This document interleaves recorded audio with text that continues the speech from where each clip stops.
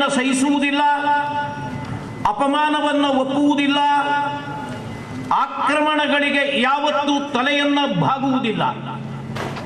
ಹಿಂದೂ ಸಮಾಜ ತನ್ನ ನೆಲದಲ್ಲಿ ಅನ್ಯಾಯವನ್ನು ಅನುಭವಿಸಬಾರದು, ಅಪಮಾನವನ್ನು ಸಹಿಸಬಾರದು, ಯಾವ ಕಾರಣಕ್ಕೂ ಆಕ್ರಮಣಗಳಿಗೆ ಒಳಗಾಗಬಾರದು ಅನ್ನುವ ನೆಲೆಯಲ್ಲಿಯೇ ಹಿಂದೂ ಸಮಾಜವನ್ನು ಸಂಘಟಿಸುವುದಕ್ಕೆ ಹೊರಟಿರುವ ಹಿಂದೂ ಜಾಗರಣ ವೇದಿಕೆ ಪುತ್ತೂರು ನಗರದ ಒಂದಿಬ್ಬರು ಪೊಲೀಸ್ ಅಧಿಕಾರಿಗಳ ದುರ್ವರ್ತನೆಯ ವಿರುದ್ಧ ಪ್ರತಿಭಟನೆಯನ್ನು ಮಾಡುವುದಕ್ಕಾಗಿ ಈ ಕಾರ್ಯಕ್ರಮವನ್ನು ನಾವು ಆಯೋಜನೆ ಮಾಡಿದ್ದೇವೆ. ಇದರ ಅರ್ಥ ಒಬ್ಬ ಖಾದರಿಗೆ, ಅವನ ಕಾಕಿಗೆ, ಅವನ ದುರ್ವರ್ತನೆಗೆ ನಾವು ಹೆದರಿದ್ದೀವಿ ಅಂತ ಅರ್ಥ ಅಲ್ಲ. ಹಿಂದೂ ಸಮಾಜ ಇಂತಹ ಖಾದರ್ಗಳನ್ನ, ಇಂತಹ ಹಯಾತ್ಗಳನ್ನ, ಇಂತಹ ಉಲ್ಫತ್ ಹುಸೇನ್ಗಳನ್ನ ಸಾಕಷ್ಟು ಜನರನ್ನು ನೋಡಿದ್ದೇವೆ ನಾವು. ವಾಸ್ತವವಾಗಿ ಅವರೆಲ್ಲರೂ ನಮ್ಮ ಕಾಲ ಕಸ.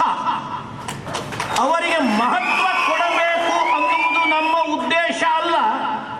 ಅವರಿಗೆ ನಾವು ಹೆದರಿದ್ದೇವೆ ಅನ್ನುವುದು ಅರ್ಥ ಅಲ್ಲ. ತಾಯಿಯ ಬಗ್ಗೆ ಮಾತನಾಡುವ ಖಾದರ್, ಹೆಂಡತಿಯನ್ನು ನಿಂದಿಸುವ ಚಂದ್ರಗಳು, ರುಕ್ಮಗಳು ನಮಗೆ ಲೆಕ್ಕಕ್ಕೆ ಅಲ್ಲ. ನಾವು ಒಂದು ಜಾಗೃತ ಸಮಾಜದ ನಾಗರಿಕರು. ನಾವ್ಯಾರು ಅಬ್ಬೆ ಪಾರಿಗಳಲ್ಲ, ದಾರಿ ಹೋಕರು ಅಲ್ಲ. ನಾವು ಖಾದರನ ಲೆವೆಲ್ಗೆ ಇಳಿಯುವುದಕ್ಕೆ ಸಾಧ್ಯ ಇಲ್ಲ. ನಾವ್ಯಾರು ಚಂದ್ರ ಮತ್ತು ರುಕ್ಮ ಆಗುವುದಕ್ಕೆ ಸಾಧ್ಯ ಇಲ್ಲ. ಅವರ ಸ್ಟ್ಯಾಂಡರ್ಡ್ ಅದೇ, ನಮ್ಮ ಸ್ಟ್ಯಾಂಡರ್ಡ್ ಇದೆ. ಅವರ ಲೆವೆಲ್ಗೆ ಇಳಿದು ನಾವು ಮಾತನಾಡುವುದಿಲ್ಲ. ಅಕಸ್ಮಾತ್ ನಾವು ಇಳೆಯುವುದೇ ಆದರೆ ಅವನ ಹೆಂಡತಿ, ಅವನ ತಾಯಿಯನ್ನು ನಿಂದಿಸುವುದು ಸರಿಯೂ ಅಲ್ಲ. ಅಕಸ್ಮಾತ್ ನಾವು ನಿರ್ಧಾರ ಮಾಡಿದ್ದೇ ಆದರೆ ಆ ಮೂರು ನಾಯಿಗಳು ನಮಗೆ ಲೆಕ್ಕವೇ ಅಲ್ಲ. ನಾವು ಒಂದು ಸಾರಿ ನಮ್ಮ ಧರ್ಮ ನಮಗೆ ಶ್ರೇಷ್ಠ, ನಮ್ಮ ಸಮಾಜ ನಮಗೆ ಶ್ರೇಷ್ಠ, ನಮ್ಮ ದೇಶ ನಮಗೆ ಸರ್ವಶ್ರೇಷ್ಠ, ಇದಕ್ಕೆ ಅಡ್ಡಿ ಬರುವವರನ್ನೆಲ್ಲ ಮೆಟ್ಟಿ ನಿಲ್ಲುತ್ತೀವಿ ಅಂತ ಹೇಳಿದ್ರೆ ಈ ಖಾದರನ ತಲೆಯನ್ನ ಬೋಳಿಸಿ ಕತ್ತೆಯ ಮೇಲೆ ಕೂರಿಸಿ ಪುತ್ತೂರಿನಲ್ಲಿ ಮೆರವಣಿಗೆಯನ್ನ ಮಾಡುವುದು ನಮಗೆ ಲೆಕ್ಕವೇ ಅಲ್ಲ, ಲೆಕ್ಕವೇ ಅಲ್ಲ. ಅದಕ್ಕೆ ಬರುವ ಕಾನೂನಿನ ಅಡ್ಡಿಗಳನ್ನು ಎದುರಿಸುವುದಕ್ಕೆ ನಾವು ತಯಾರಾಗಿಬಿಟ್ರೆ ನ್ಯಾಯದಿಂದ ನಡ್ಕೊ. ನೀನು ಒಬ್ಬ ವಕೀಲ ಚಿನ್ಮಯ ತನ್ನ ಕರ್ತವ್ಯವನ್ನು ಪಾಲಿಸುವುದಕ್ಕಾಗಿ ಮಧ್ಯರಾತ್ರಿಯಲ್ಲಿ ಆರೋಪಿಯನ್ನ ನ್ಯಾಯಾಲಯದ ಮುಂದೆ, ಜಡ್ಜಿನ ಮುಂದೆ ಹಾಜರುಪಡಿಸಿದಾಗ ಹೋಗಿ ಹಾಜರಾದದ್ದಕ್ಕೆ ಮಧ್ಯರಾತ್ರಿಯಲ್ಲಿ ಚಿನ್ಮಯನ ಮನೆಗೆ ನುಗ್ಗುವ ಸೊಕ್ಕು ಈ ಪಾಪಿಗೆ ಬರುವುದಾದರೆ ಇವನನ್ನ ಬೆತ್ತಲೆ ಯಾಕೆ ಮಾಡಬಾರದು? ಚಿನ್ಮಯನ ಮೇಲೆ FIR ಆಗಿಲ್ಲ, ಚಿನ್ಮಯನನ್ನ ಕಂಪ್ಲೇಂಟ್ ನಲ್ಲಿ ಯಾರು ಹೆಸರಿಸಿಲ್ಲ. ಹೇಳಿ ಕೇಳಿ ಅವನು ಕರ್ನಾಟಕದ ಒಬ್ಬ ವಕೀಲ, ಅವ ಕ್ರಿಮಿನಲ್ ಅಲ್ಲ. ಆರೋಪಿಗಳ ಪರವಾಗಿ ಜಡ್ಜ್ ಮನೆಯಲ್ಲಿ ಹಾಜರಾಗ್ತಾನೆ ಅನ್ನುವ ಕಾರಣಕ್ಕೆ ಇವ ತನ್ನ ಕಾನೂನಿನ ವ್ಯಾಪ್ತಿಯನ್ನ ಮೀರಿ ಆ ಚಿನ್ಮಯನ ಮನೆಗೆ ಹೋಗಿ ತಾಯಿ ತಂದೆಯನ್ನ ವಾಚಾವಗೋಚರ ಬೈಯುವ ಸೊಕ್ಕನ್ನ ಮಾಡುವುದೇ ಆದರೆ ಆ ಪಾಪಿ ಖಾದರನ ಬಟ್ಟೆಯನ್ನ ಬಿಚ್ಚಿ ಬೆತ್ತಲೆಯಾಗಿ ಬಸ್ ಸ್ಟ್ಯಾಂಡ್ ನಲ್ಲಿ ಯಾಕೆ ಓಡಿಸಬಾರದು? ಯಾಕೆ ಓಡಿಸಬಾರದು? ನೀನೇನು ಮಾಡಬಹುದು? ನಿನ್ನ ಅಧಿಕಾರವನ್ನು ಚಲಾಯಿಸಿ ಕರ್ತವ್ಯಕ್ಕೆ ಅಡ್ಡಿ ಮೊಕದ್ದಮೆ ದಾಖಲಿಸಬಹುದು. ನೀನು ಮುಸಲ್ಮಾನನಾಗಿಯೇ ನಡೆದುಕೊಳ್ಳಬಹುದಾದರೆ, ನೀನು ಒಬ್ಬ SDPI ವರ್ಕರ್ ಆಗಿಯೇ ವರ್ತಿಸಬಹುದಾದರೆ, ನೀನು ಪಾಪ್ಯುಲರ್ ಫ್ರಂಟ್ ಆಫ್ ಇಂಡಿಯಾದ ಏಜೆಂಟನಂತೆ ಮಾತನಾಡಬಹುದಾದರೆ, ಗೋರಕ್ಷಕರನ್ನು ಶಿಕ್ಷಿಸುವ ಮುಸ್ಲಿಮನೇ ಆಗುವುದಾದರೆ, ನಾನು ಹಿಂದುವಾಗಿ ನಿನಗೆ ರಸ್ತೆಯಲ್ಲಿ ಕಲ್ಲು ಹೊಡೆದು ನಿನ್ನನ್ನು ಹುಚ್ಚು ನಾಯಿ ಅಂತ ಯಾಕೆ ಅಟ್ಟಾಡಿಸಬಾರದು? ಆಗುವುದಿಲ್ಲ ಅಂತಿಲ್ಲ, ಇದು ಅಸಾಧ್ಯವಾದ ಮಾತು ಅಲ್ಲ. ಆದರೆ ನಾನು ಆರಂಭದಲ್ಲಿಯೇ ಹೇಳಿದಂತೆ ನಾವು ಜಾಗೃತ ಸಮಾಜದ ಜವಾಬ್ದಾರಿಯ ನಾಗರಿಕರು. ನಾವು ಅದು ಮಾಡುವುದಿಲ್ಲ. ಕಾಕಿಗೆ ನಾವು ಗೌರವವನ್ನು ಕೊಡ್ತೇವೆ. ನಾವು ಕಾಕಿ ಭಾರತಕ್ಕೆ ಅನಿವಾರ್ಯ. ಖಾದಿ ಬೇಕು ಆಡಳಿತಕ್ಕೆ, ಕಾವಿ ಬೇಕು ನಿರ್ವಹಣೆಗೆ, ಬೇಕೇ ಬೇಕು. ಆ ಕಾಕಿಯ ದುರುಪಯೋಗ ಇದೆಯಲ್ಲ, ಇದನ್ನು ಸುಧೀರ್ ಕುಮಾರ್ ಸಹಿಸಬಾರದು. ರೆಡ್ಡಿ ಇದನ್ನು ಒಪ್ಪಬಾರದು. ಹೇಮಂತ ನಿಂಬಾಳ್ಕರ್ ಜವಾಬ್ದಾರಿಯ ಜಾಗದಲ್ಲಿ ಕೂತಿದ್ದೀರಾ, ದಕ್ಷ ಅಧಿಕಾರಿಗಳು ಅಂತ ಹೆಸರು ತಗೊಂಡಿದ್ದೀರಾ. ಈ ಖಾದರ್, ಈ ರುಕ್ಮಾ, ಈ ಚಂದ್ರ ಇಲಾಖೆಗೆ ಕಳಂಕ, ಇಲಾಖೆಗೆ ಅಪಮಾನ. ಅವರನ್ನು ಕಿತ್ತಾಕಿ, ಅವರನ್ನು ಕಿತ್ತಾಕಿ, ಅವರನ್ನು ಕಿತ್ತಾಕಿ. ಇಲಾಖೆಯೇ ಕಾನೂನು ಸುವ್ಯವಸ್ಥೆಗೆ ಅಡ್ಡಿಯಾಗಬಾರದು. ಸಂಬಳ ತಗೊಳ್ಳೋದು ಸರ್ಕಾರದ್ದು, ವರ್ತನೆ ಮಾಡೋದು ಇಸ್ಲಾಮಿಂದು. ಇದನ್ನು ಸಹಿಸ್ಲಿಕ್ಕೆ ಸಾಧ್ಯ ಇಲ್ಲ ನಿಂಬಾಳ್ಕರ್ ಅವರೇ, ಇದನ್ನು ಸಹಿಸ್ಲಿಕ್ಕೆ ಸಾಧ್ಯ ಇಲ್ಲ. ಸುಧೀರ್ ಕುಮಾರ್ ರೆಡ್ಡಿ ಅವರೇ, ಅವ್ರ ಮೇಲೆ ಕ್ರಮ ತಗೊಳ್ಳಿ, ಅವ್ರ ಮೇಲೆ ಕ್ರಮ ತಗೊಳ್ಳಿ. ರಾಜಕೀಯ ಮೇಲಾಟಗಳು ಬೇರೆ, ಅದರ ತಂಟೆಗೆ ನಾನು ಹೋಗುವುದಿಲ್ಲ, ಅದರ ತಂಟೆಗೆ ನಾವು ಹೋಗುವುದಿಲ್ಲ. ನಾವು ಹಿಂದುತ್ವದ ಪರ, 100ಕ್ಕೆ 100 ಹಿಂದುತ್ವದ ಪರ. ಭಾರತದ ಇಸ್ಲಾಮೀಕರಣದ ವಿರುದ್ಧ, ಭಾರತದ ಇಸ್ಲಾಮೀಕರಣದ ವಿರುದ್ಧ, ಹಿಂದುತ್ವದ ಪರ ಅಂತ ಹೇಳಿದ್ರೆ ನಿಂಬಾಳ್ಕರ್ ಅವರ ಕುಟುಂಬದ ರಕ್ಷಣೆಯ ಹೊಣೆ ನಮ್ಮ ಹೆಗಲ ಮೇಲಿದೆ. ಸುಧೀರ್ ಕುಮಾರ್ ರೆಡ್ಡಿ ಅವರ ಸಮಾಜ ಸಂಸ್ಕೃತಿಯ ಉಳಿವಿಗಾಗಿ ನಮ್ಮ ದುಡಿಮೆ. ಸ್ವಾರ್ಥ ಇಲ್ಲ ಇವರಿಗೆ. ನಮ್ಮ ಎಲ್ಲ ಕಾರ್ಯಕರ್ತರ ಇತಿಹಾಸದ ದಾಖಲೆಗಳನ್ನು ತೆಗೆದು ನೋಡಿ. ಹಿಂದೂ ಜಾಗರಣ ವೇದಿಕೆ ಕಾರ್ಯಕರ್ತ, ಹಿಂದೂ ಜಾಗರಣ ವೇದಿಕೆಯನ್ನು ಬೆಂಬಲಿಸುವ ವಕೀಲ ಯಾವತ್ತೂ ತಮ್ಮ ಸ್ವಾರ್ಥಕ್ಕಾಗಿ, ತಮ್ಮ ಅಧಿಕಾರಕ್ಕಾಗಿ, ತಮ್ಮ ಹಣಕ್ಕಾಗಿ, ತಮ್ಮ ಸ್ಥಾನಮಾನಗಳಿಗಾಗಿ ದುಡಿದದ್ದು ಉದಾಹರಣೆಯೇ ಇಲ್ಲ.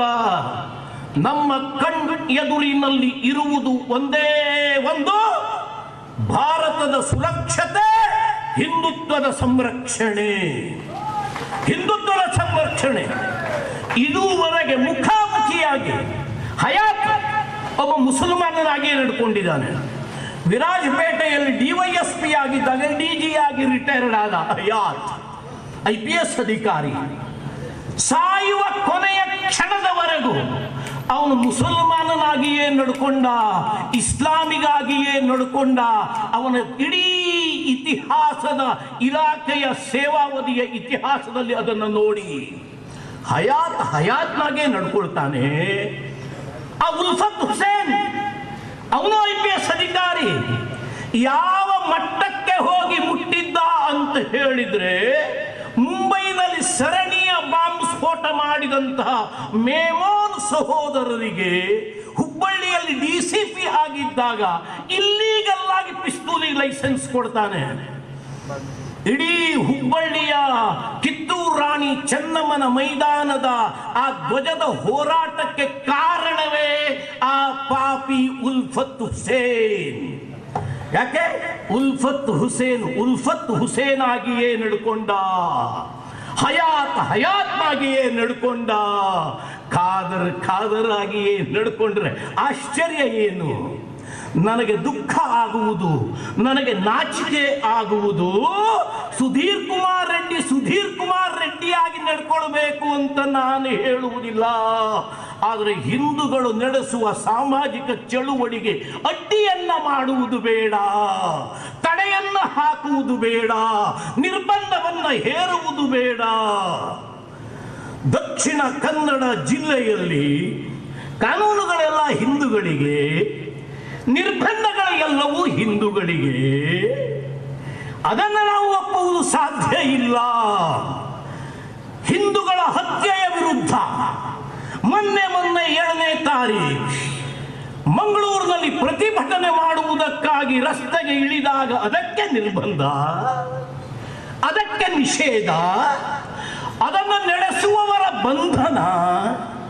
ಎಲ್ಲರ ಮೇಲೆಯೂ 107, ಎಲ್ಲರ ಮೇಲೆಯೂ 108.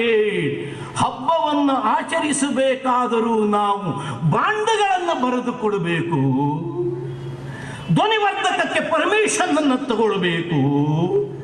ಹಾಗಾದ್ರೆ ನಾನು ಕೇಳ್ತೇನೆ ನಿಂಬಾಳ್ಕರ್ ಅವರೇ, ನಾನು ಕೇಳ್ತೇನೆ ಸುಧೀರ್ ಕುಮಾರ್ ರೆಡ್ಡಿ ಅವರೇ, ಇಡೀ ದಕ್ಷಿಣ ಕನ್ನಡ ಜಿಲ್ಲೆಯ ಮಸೀದಿಗಳ ಮೇಲೆ ಬೆಳಿಗ್ಗೆ 5 ಗಂಟೆಗೆ ಕರ್ಕಶವಾಗಿ ಕೂಗುವ ಆ ಮಸೀದಿಗಳ ಮೇಲಿನ ಧ್ವನಿವರ್ಧಕಕ್ಕೆ ಎಷ್ಟು ಗಳಗಳಲ್ಲಿ ಪರವಾನಗಿಯನ್ನು ತಗೊಂಡಿದ್ದಾರೆ ಲೆಕ್ಕ ಕೊಡ್ತೀರಾ ನೀವು?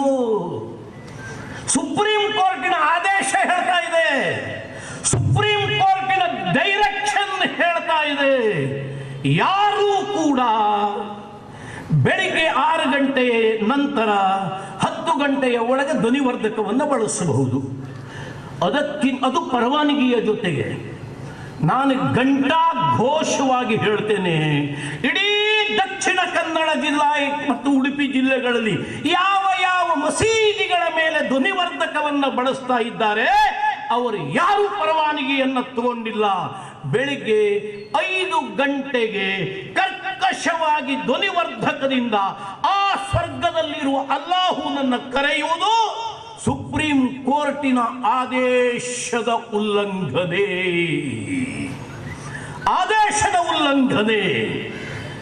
ಸಂಘ ಪರಿವಾರದ ಚಟುವಟಿಕೆಗಳಿಗೆ ನಿರ್ಬಂಧವನ್ನು ಹೇರುವವರು, ಸಂಘ ಪರಿವಾರದ ಕಾರ್ಯಕ್ರಮಗಳಿಗೆ ನಿಷೇಧವನ್ನು ಹಾಕುವವರು, ಹಿಂದೂ ಚಳುವಳಿಗಳಿಗೆ ಅಡ್ಡಿಯನ್ನ ಮಾಡುವವರು ಆ ಧ್ವನಿವರ್ಧಕದ ಮೇಲೆ ಯಾಕೆ ಕಾನೂನಿನ ಕ್ರಮವನ್ನು ತಗೊಂಡಿಲ್ಲ ಅಂತ ಕೇಳುವ ಅಧಿಕಾರ ನನಗಿಲ್ವೇ? ಒಂದು ಕಣ್ಣಿಗೆ ಸುಣ್ಣ, ಒಂದು ಕಣ್ಣಿಗೆ ಬೆಣ್ಣೆ. ಯಾವ ಸೆಕ್ಯುಲರಿಸಂ ಇದು? ಯಾರೋ ಒಬ್ಬ ಜಲೀಲ್ ಅನ್ನುವವನು ಸತ್ತ. ಅದು ಸಹಜವಾಗಿ ನಡೆದಿರುವ ದಕ್ಷಿಣ ಕನ್ನಡ ಜಿಲ್ಲೆಯ ಆಟಾಟೋಪಗಳು. ಅದಕ್ಕೆ ಸಂಬಂಧಿಸಿದಂತ 13 ಜನರ ಮೇಲೆ ಕೋಕಾ ಕಾಯಿದೆಯನ್ನು ನೀವು ಹಾಕಿದ್ದೀರಿ, ನನ್ನ ಅಭ್ಯಂತರ ಇಲ್ಲ. ಕಾನೂನಿನಲ್ಲಿ ಅವಕಾಶ ಇದೆ, ಹಾಕಿದ್ದೀರಿ. ಷರತ್ತು ಕೊಲೆಯನ್ನು ಮಾಡಿದಂತಹ ಪಾಪಿಗಳನ್ನು ನೀವು ಬಂಧಿಸಿದ್ದೀರಲ್ಲ, ಅವರ ಮೇಲೆ ಕೋಕಾ ಕಾಯಿದೆಯನ್ನ ಯಾಕೆ ಹಾಕಿಲ್ಲ? ಇವರ ಮೇಲೆ ಕೋಕಾ ಅಂದ್ರೆ ಏನು ಅಂತ ನನಗೆ ಗೊತ್ತಿಲ್ಲ. ಆದ್ರೆ ಲಾಯರ್ ಹೇಳ್ತಾರೆ ಭಯಾನಕವಾದ ಕಾನೂನು, ಅದರಿಂದ ಸುಲಭದಲ್ಲಿ ಹಿಂದೂಗಳ ಹೊರಕ್ಕೆ ಬರುವಂತೆ ಇಲ್ಲ.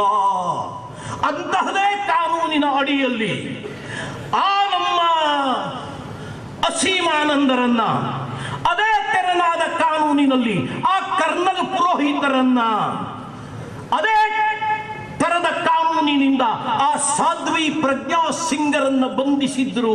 ಅದೇ ಮೊಕದ್ದಮೆಯನ್ನ 13 ಹಿಂದೂ ಕಾರ್ಯಕರ್ತರ ಮೇಲೆ ಅಥವಾ ವ್ಯಕ್ತಿಗಳ ಮೇಲೆ ನೀವು ದಾಖಲಿಸಿದಿರಿ. ಶರತ್ ಮಡಿವಾಳನನ್ನ ಕೊಂದ ಮುಸಲ್ಮಾನರ ಮೇಲೆ ಈ ಕ್ಷಣದವರೆಗೆ ಕೋಕಾ ಕಾಯಿದೆಯನ್ನ ಯಾಕೆ ಜಾರಿಗೊಳಿಸಿಲ್ಲ? ಮಾಡಿಲ್ಲ. ಅಧಿಕಾರಿಗಳು ಪಕ್ಷಪಾತವಾಗಿ ನಡ್ಕೊಳ್ತಾರೆ. ಅಧಿಕಾರಿಗಳೇ ಹಿಂದೂ ಚಳುವಳಿಯನ್ನ ಹತ್ತಿಕ್ಕುವುದಕ್ಕೆ ಹೊರಡುತ್ತಾರೆ. ಪರೋಕ್ಷವಾಗಿ ದಕ್ಷಿಣ ಕನ್ನಡ ಜಿಲ್ಲೆಯ ಇಸ್ಲಾಮೀಕರಣಕ್ಕೆ ಪ್ರೋತ್ಸಾಹವನ್ನು ಕೊಡ್ತೀರಿ. ಇದರ ಅನಾಹುತ ಏನಾಗುವುದಿದೆ? ನಾನು ಪದೇ ಪದೇ ಪದೇ ಪದೇ ಪದೇ ಪದೇ ಪದೇ ಹೇಳ್ತೇನೆ ಬಂಧುಗಳೇ, ದಕ್ಷಿಣ ಕನ್ನಡ ಜಿಲ್ಲೆಯಲ್ಲಿ ನಡೆದಿರುವ ವಿದ್ಯಮಾನ. ಇದನ್ನು ರಾಜಕೀಯ ಕನ್ನಡಕವನ್ನು ಹಾಕಿಕೊಂಡು ವಿಶ್ಲೇಷಿಸಬೇಡಿ. ಅದು ಶರತ್ ಮಡಿವಾಳರ ಹತ್ಯೆಯಲ್ಲ,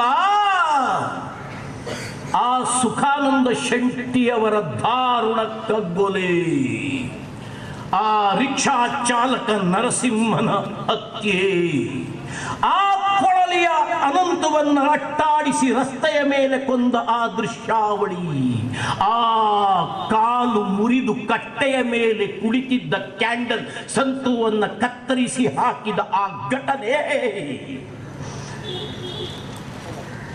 ಇದು ಯಾವುದೋ ಒಂದು ಆಕಸ್ಮಿಕ ಪುಂಡರ ತಂಡದ ಕೃತ್ಯ ಅಂತ ಭಾವಿಸಬೇಡಿ.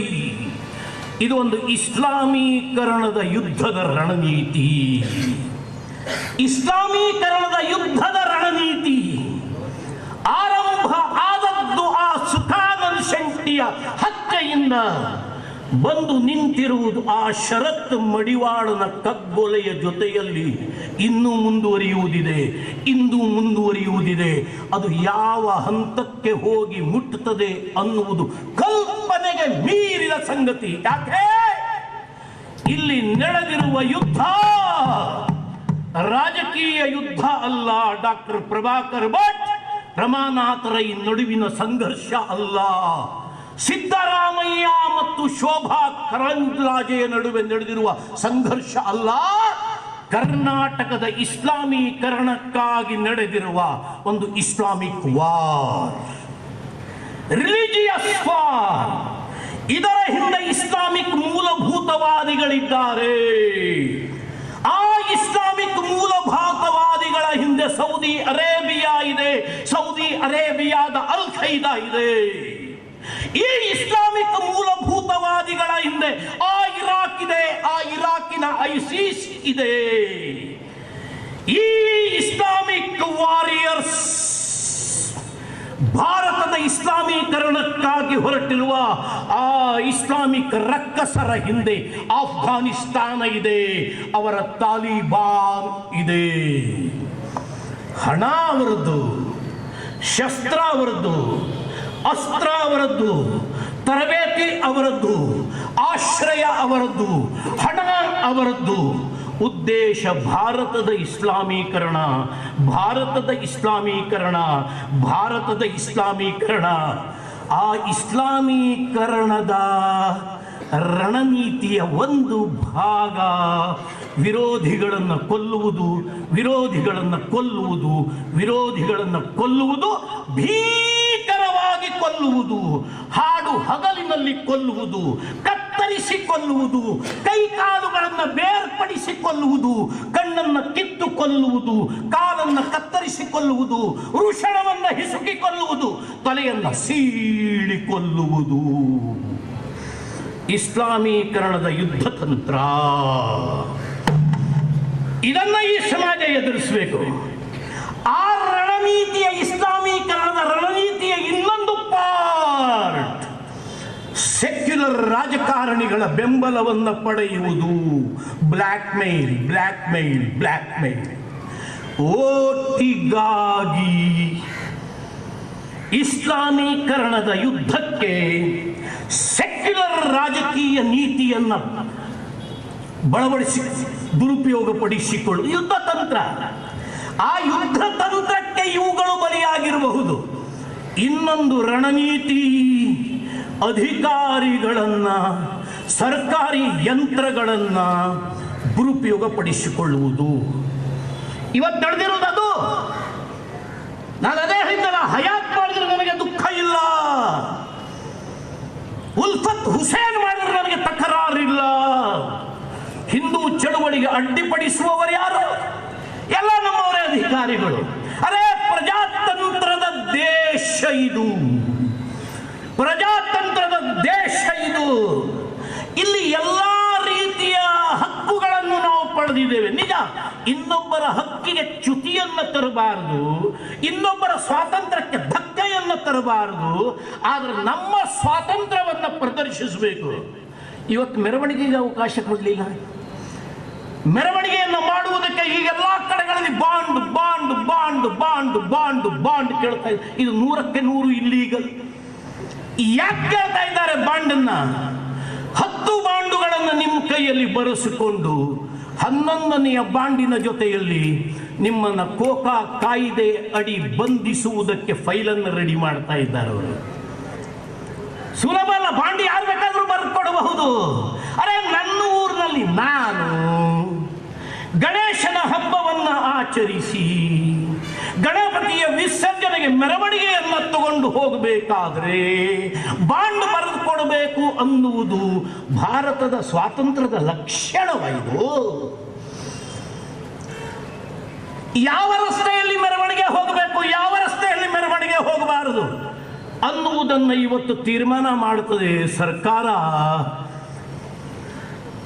ಇತ್ತೀಚೆಗೆ ಈ ಸರ್ಕಾರವಂತೂ ಗಣಪತಿಯನ್ನ ಇಡುವುದಕ್ಕೆ ನಿರ್ಬಂಧ, ನಿಷೇಧ, ಆ ಮೂಲಕ ಸಾರ್ವಜನಿಕ ಗಣೇಶ ಉತ್ಸವವನ್ನೇ ಕೊಲ್ಲುವ ಪಿತೂರಿ.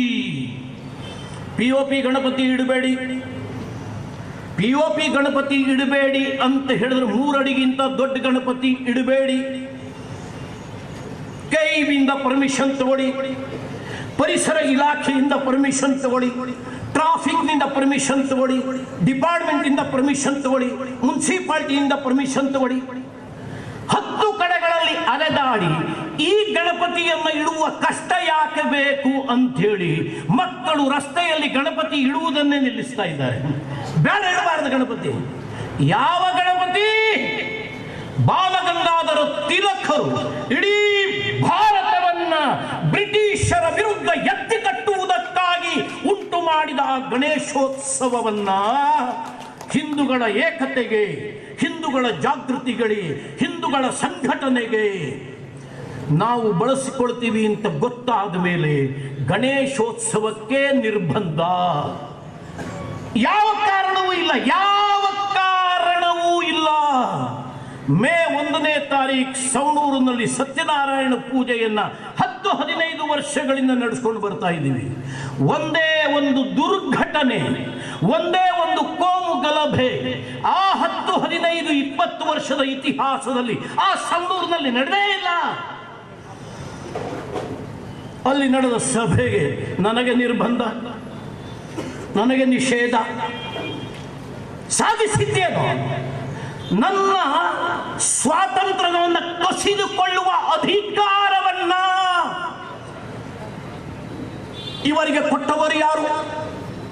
ಎಲ್ಲರ ಕೈಯಲ್ಲಿಯೂ ಬಾಂಡು ಬರೆಸ್ಕೊಳ್ಳೋದು, ಎಲ್ಲರ ಕೈಯಲ್ಲೂ ಬಾಂಡು ಬರೆಸ್ಕೊಳ್ಳುವುದು.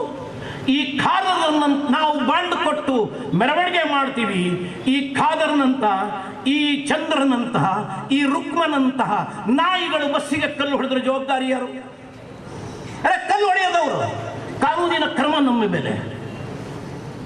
ಅಂದ್ರೆ ಕಾನೂನನ್ನು ಮೀರಿ ಹಿಂದೂಗಳ ಹಕ್ಕನ್ನ ದಮನಿಸುವ, ರಾಷ್ಟ್ರವಾದಿ ಚಳುವಳಿಯನ್ನ ಹತ್ತಿಕ್ಕುವ ಕೃತ್ಯದಲ್ಲಿ ಅಧಿಕಾರಿಗಳು ಶಾಮೀಲಾಗ್ತಾರೆ ಅಂದರೆ ಭಾರತದ ಇಸ್ಲಾಮೀಕರಣಕ್ಕೆ ಪರೋಕ್ಷವಾದ ಬೆಂಬಲವನ್ನು ಆಡಳಿತದ ಯಂತ್ರವೇ ಕೊಡ್ತಾ ಇದೆ. ನಾನು ಯಾಕೆ ಹೇಳ್ತಾ ಇದ್ದೀನಿ ಬಂಧುಗಳೇ? ಕೋಪ, ಆವೇಶ, ಸಿಟ್ಟಿನ ಬರದಲ್ಲಿ ನಮ್ಮ ಉದ್ದೇಶವನ್ನು ನಾವು ಮರಿಬಾರದು. ನಾವು ಮರಿಬಾರದು. ಭಾರತದ ಇಸ್ಲಾಮೀಕರಣದ ಹಸ್ತಕರು ಸೆಕ್ಯುಲರ್ ವಾದಿಗಳನ್ನು ಬುಟ್ಟಿಗೆ ಹಾಕೊಂಡು ಬಿಟ್ಟಿದ್ದಾರೆ, ಪ್ರಗತಿಪರರನ್ನು ಖರೀದಿಸಿ ಬಿಟ್ಟಿದ್ದಾರೆ, ಬುದ್ಧಿಜೀವಿಗಳನ್ನು ಬಾಡಿಗೆಗೆ ತಗೊಂಡು ಬಿಟ್ಟಿದ್ದಾರೆ. ಸರ್ಕಾರಿ ಅಧಿಕಾರಿಗಳ ಮೇಲೂ ಒತ್ತಡವನ್ನು ತಂದು ನಮ್ಮ ಚಳುವಳಿಯನ್ನು ಕೊಲ್ಲುವ ಕೃತ್ಯಕ್ಕೆ ಕೈ ಹಾಕಿದ್ದಾರೆ. ಇದರಿಂದ ಹಿಂದೆ ಸರಿಯುವುದ ಪ್ರಶ್ನೆ ಉಂಟೆ?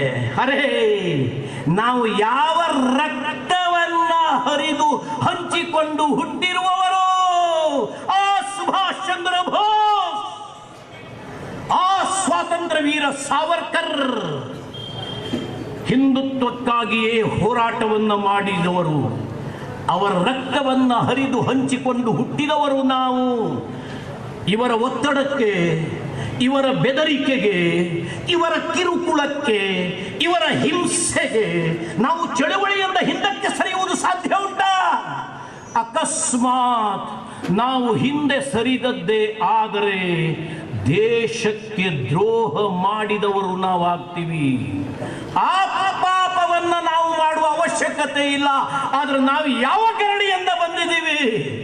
ಈ ಸುಧೀರ್ ಕುಮಾರ್ ಅವರಿಗೆ ನೆನಪಿಸಿಕೊಡ್ಬೇಕು, ಈ ಹೇಮಂತ ನಿಂಬಾಳ್ಕರ್ ಅವರಿಗೆ ನೆನಪಿಸಿಕೊಡ್ಬೇಕು.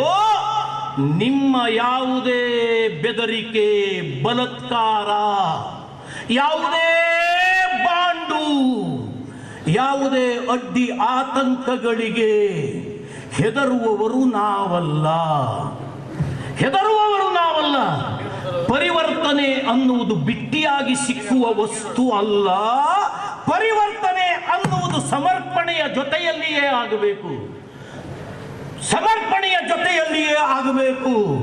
ಆ ಸಮರ್ಪಣೆ ಕಾಲದಲ್ಲಿ ನಾವು ಈಗ ಕಾಲಿಟ್ಟಿದ್ದೇವೆ. 10 ವರ್ಷದ ಹಿಂದೆ ಈ ಪರಿಸ್ಥಿತಿ ಇರಲಿಲ್ಲ. ಈ ದೇಶ ಪರಿವರ್ತನೆಯ ಹಾದಿಯಲ್ಲಿ ಸಾಗುವುದೇ, ರಾಷ್ಟ್ರ ವಿರೋಧಿಗಳನ್ನು ಮೆಟ್ಟಿ ನಿಲ್ಲುವುದೇ. ಇದು ಬುರುಡೆಯ ಮಾತಲ್ಲ, ಉದ್ವೇಗದ ಮಾತು ಅಲ್ಲ. 3 ವರ್ಷಗಳ ಹಿಂದೆ ದಿಲ್ಲಿಯಲ್ಲಿ ಆದ ರಾಜಕೀಯ ಪರಿವರ್ತನೆ ಇದೆಯಲ್ಲ, ಇದು ರಾಜಕೀಯ ಪರಿವರ್ತನೆ ಅಲ್ಲ, ಒಂದು ಸಾಮಾಜಿಕ ಶಕ್ತಿಯ ಪರಿವರ್ತನೆ. ನಿಮಗೆ ಹೇಳ್ತೇನೆ ಬಂಧುಗಳೇ, ಕಳೆದ 3 ವರ್ಷದಲ್ಲಿ ಭಾರತದ ಯಾವುದಾದರೂ ಮೂಲೆಯಲ್ಲಿ ಒಂದೇ ಒಂದು ಭಯೋತ್ಪಾದನೆಯ ಘಟನೆ ಘಟಿಸಿದೆಯಾ? ಇಲ್ಲವೇ ಇಲ್ಲ.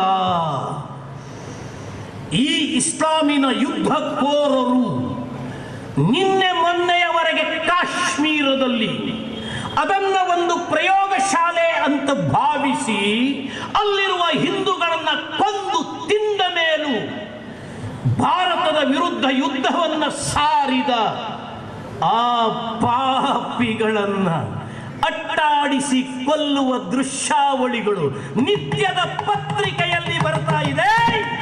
ನಾಳೆ ಅವರ ಸಾವು ನಿಶ್ಚಿತ. ಇದಕ್ಕೆ ಕಾರಣ ಹಿಂದೂ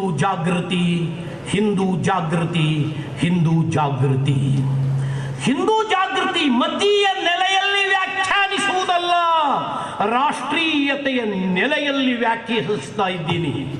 ಭಾರತ ಹಿಂದೂ ರಾಷ್ಟ್ರ,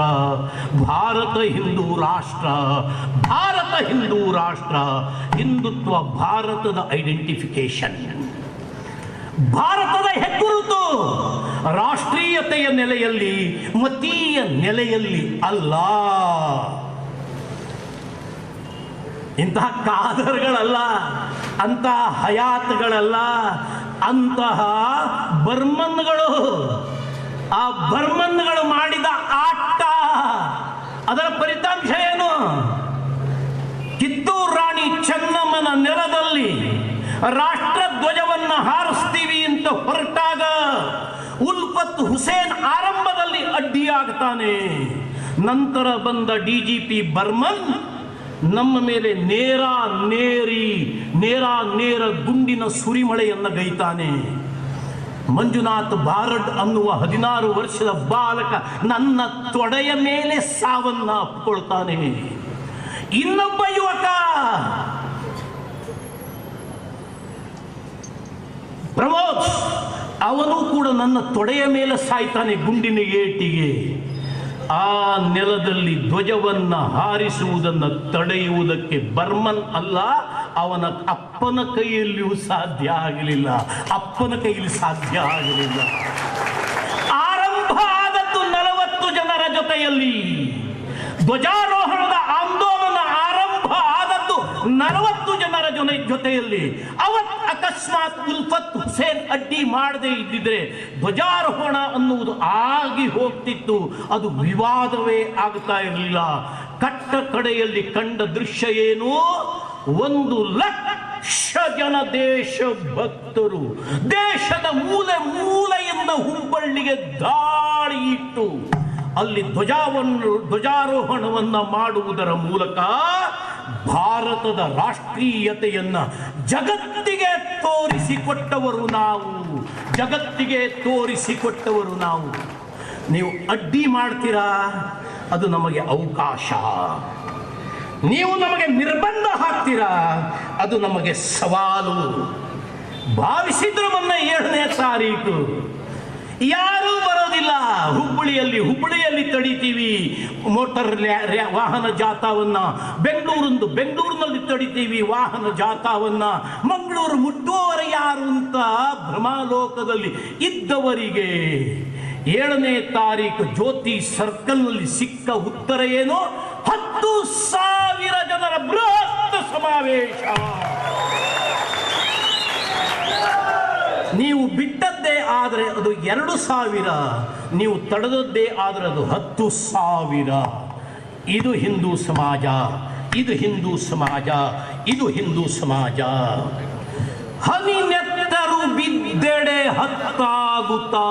ಕಿವಿ ತೆರೆದು ಕೇಳಿ, ಕಿವಿ ತೆರೆದು ಕೇಳಿ, ಕಣ್ಣು ಬಿಟ್ಟು ಕೇಳಿ. ಹನಿ ನೆತ್ತರು ಬಿದ್ದೆಡೆ ಹತ್ತಾಗುತ್ತಾ, ಸತ್ತೆಡೆ 1000ವಾಗುತ್ತಲಿ.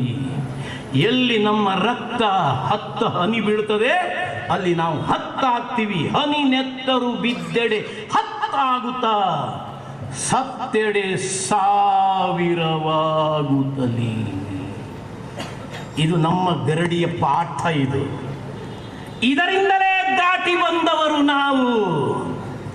ನಿಮಗೆ ನಾವು ಯಾರು ಅನ್ನುವುದು ಗೊತ್ತಿಲ್ಲದೆ ಇದ್ರೆ ರಿಟೈರ್ ಆಗಿ ಇಂದಿರಾ ನಗರದ ಕ್ಲಬ್ನಲ್ಲಿ ಇಸ್ಪೀಟ್ ಆಡ್ತಾ ಇರುವ DGPಗಳನ್ನು ಹೋಗಿ ಕೇಳಿ ನೀವು ಅವರ ಹತ್ರ ನಾವು ಯಾರು.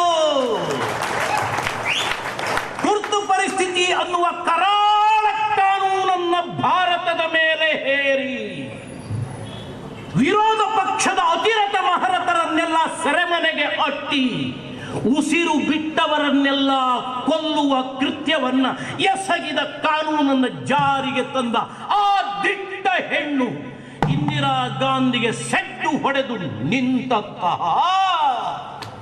ಜನಾಂಗ ನಾವು. ಎಂತೆಂತಹ ಹಿಂಸೆರಿ! ಈ ಖಾದರಿ ಯಾವ ಲೆಕ್ಕಾರಿ?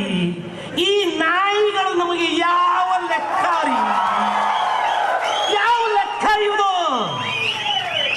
ಏರೋಪ್ಲೇನ್ ಹತ್ತಿಸ್ತಾ ಇದ್ರು. ಇದೇ ಸಾಂಗ್ಲಿಯಾನ ಶಿವಮೊಗ್ಗದಲ್ಲಿ SP ಆಗಿದ್ದಾಗ ಹೀಗೆ ಕೈ ಕಟ್ಟೋದು, ಹಿಂದ್ಗಡೆ ಕೈಗೆ ಹಗ್ಗ ಕಟ್ಟಿ ಮೇಲಕ್ಕೆ ಎಳೆಯೋದು ಏರೋಪ್ಲೇನ್. ಈ ಭಾಗ ಮುರಿದೋಗ್ತಿತ್ರಿ. ರೋಲು ಲಾಠಿ, ದುಂಡನೆಯ ಲಾಠಿಯನ್ನ 4 ಜನ ಕಾನ್ಸ್ಟೇಬಲ್ ಹತ್ಕೊಂಡು ಇಲ್ಲಿಂದ ಮೇಲಿಂದ ಕೆಳಗೆ ಎಳೀತಿದ್ರಿ. ಪೃಷ್ಠಕ್ಕೆ ಕಾರದ ಪುಡಿ ಹೊಡಿತಾ ಇದ್ದರ್ರಿ. ಇದನ್ನ ಎದುರಿಸಿ ಬಂದವರು ನಾವು. ಇದನ್ನ ಗೆದ್ದು ಬಂದವರು ನಾವು. ನಿನ್ನ ನಿರ್ಬಂಧ ನನಗೆ ಸವಾಲು. ನಿನ್ನ 107 ಅದು ನನಗೆ ಚಾಲೆಂಜ್.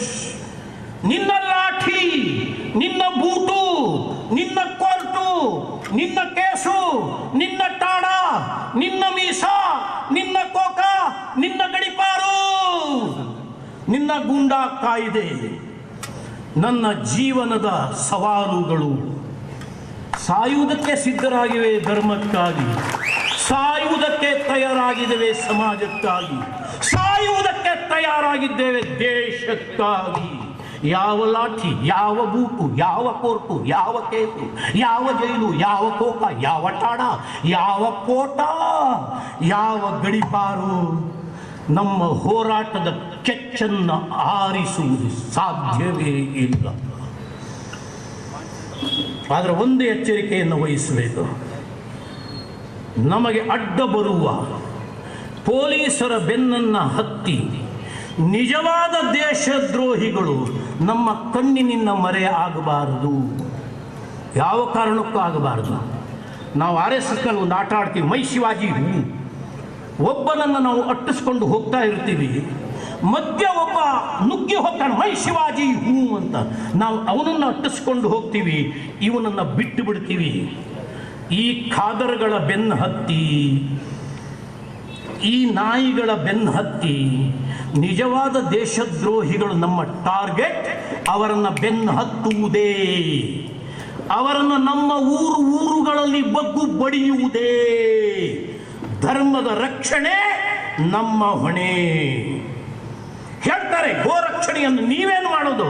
ಸರ್ಕಾರ ಇದೆಯಲ್ಲ, ಮುಖ್ಯಮಂತ್ರಿಯೇ ಖುದ್ದಾಗಿ, ಗೃಹ ಮಂತ್ರಿಯೇ ನೇರವಾಗಿ ಗೋ ಸಾಗಿಸುವವರಿಗೆ, ಗೋ ಹತ್ಯೆ ಮಾಡುವವರಿಗೆ ಬೆಂಬಲವನ್ನು ಕೊಡುವುದಾದರೆ ನೇರವಾಗಿ ಮೌಖಿಕವಾಗಿ ಎಲ್ಲ ಪೊಲೀಸ್ ಠಾಣೆಗಳಿಗೆ ಗೋರಕ್ಷಕರನ್ನ ಶಿಕ್ಷಿಸಿ, ಗೋ ಸಾಗಾಟಗಾರರನ್ನ ರಕ್ಷಿಸಿ ಅಂತ ಸಂದೇಶ ಕೊಟ್ಟು ಎಲ್ಲ ಠಾಣೆಯ ಅಧಿಕಾರಿಗಳು ಗೋವುಗಳನ್ನು ಕಸಾಯಿ ಖಾನೆಗೆ ಒಪ್ಪಿಸುವುದಕ್ಕೆ ತಯಾರಾಗುವುದಾದರೆ ಪ್ರಾಣವನ್ನಾದರೂ ಕೊಟ್ಟೆವು, ಗೋವಿನ ಸಾವನ್ನು ನಾವು ಸಹಿಸುವುದಿಲ್ಲ. ಹಿಂದೊಂದು ಸಾರಿ ಆಗಿದ್ದು ನೆನಪು ಮಾಡಿಕೊಡಿ. ಗೋ ಸಾಗಾಟದ ಕಾರಣದಿಂದಲೇ, ಗೋ ಹತ್ಯೆಯ ಕಾರಣದಿಂದಲೇ ದಕ್ಷಿಣ ಕನ್ನಡ ಜಿಲ್ಲೆ ಹತ್ತಿ ಉರಿದಿತ್ತು. ಈಗ ಅದೇ ದಾರಿಯಲ್ಲಿ ಸಾಗುತ್ತಾ ಇದ್ದೀರಾ ನೀವು? ದನ ತಗೊಂಡೋಗಿ ಸ್ಟೇಷನ್ನಿಗೆ ಬಿಟ್ಟರೆ ಗೋ ರಕ್ಷಣೆ ಮಾಡಿ ಮರ್ಯಾದೆಯಿಂದ ಪೊಲೀಸ್ನವರು ಬಂದು ತಗೊಂಡು ಬರ್ತಾರಲ್ಲಿಂದ, ಈಶ್ವರಮಂಗಲದಿಂದ. ಅವ್ರೇನೂ ದೂರು ಕೊಟ್ಟಿಲ್ಲ, ಅವರ ಮೇಲೆ ದೂರು ಬರ್ಸ್ಕೊಳ್ತಾರೆ. 306 ಕುಡಿಲಿಕ್ಕೆ ನೀರು ಕೊಟ್ಟರು, ಮೂತ್ರ ಕೊಟ್ಟರು ಅಂತ ಬರ್ಸ್ಕೊಳ್ತಾನೆ ಈ ಕಳ್ಳ.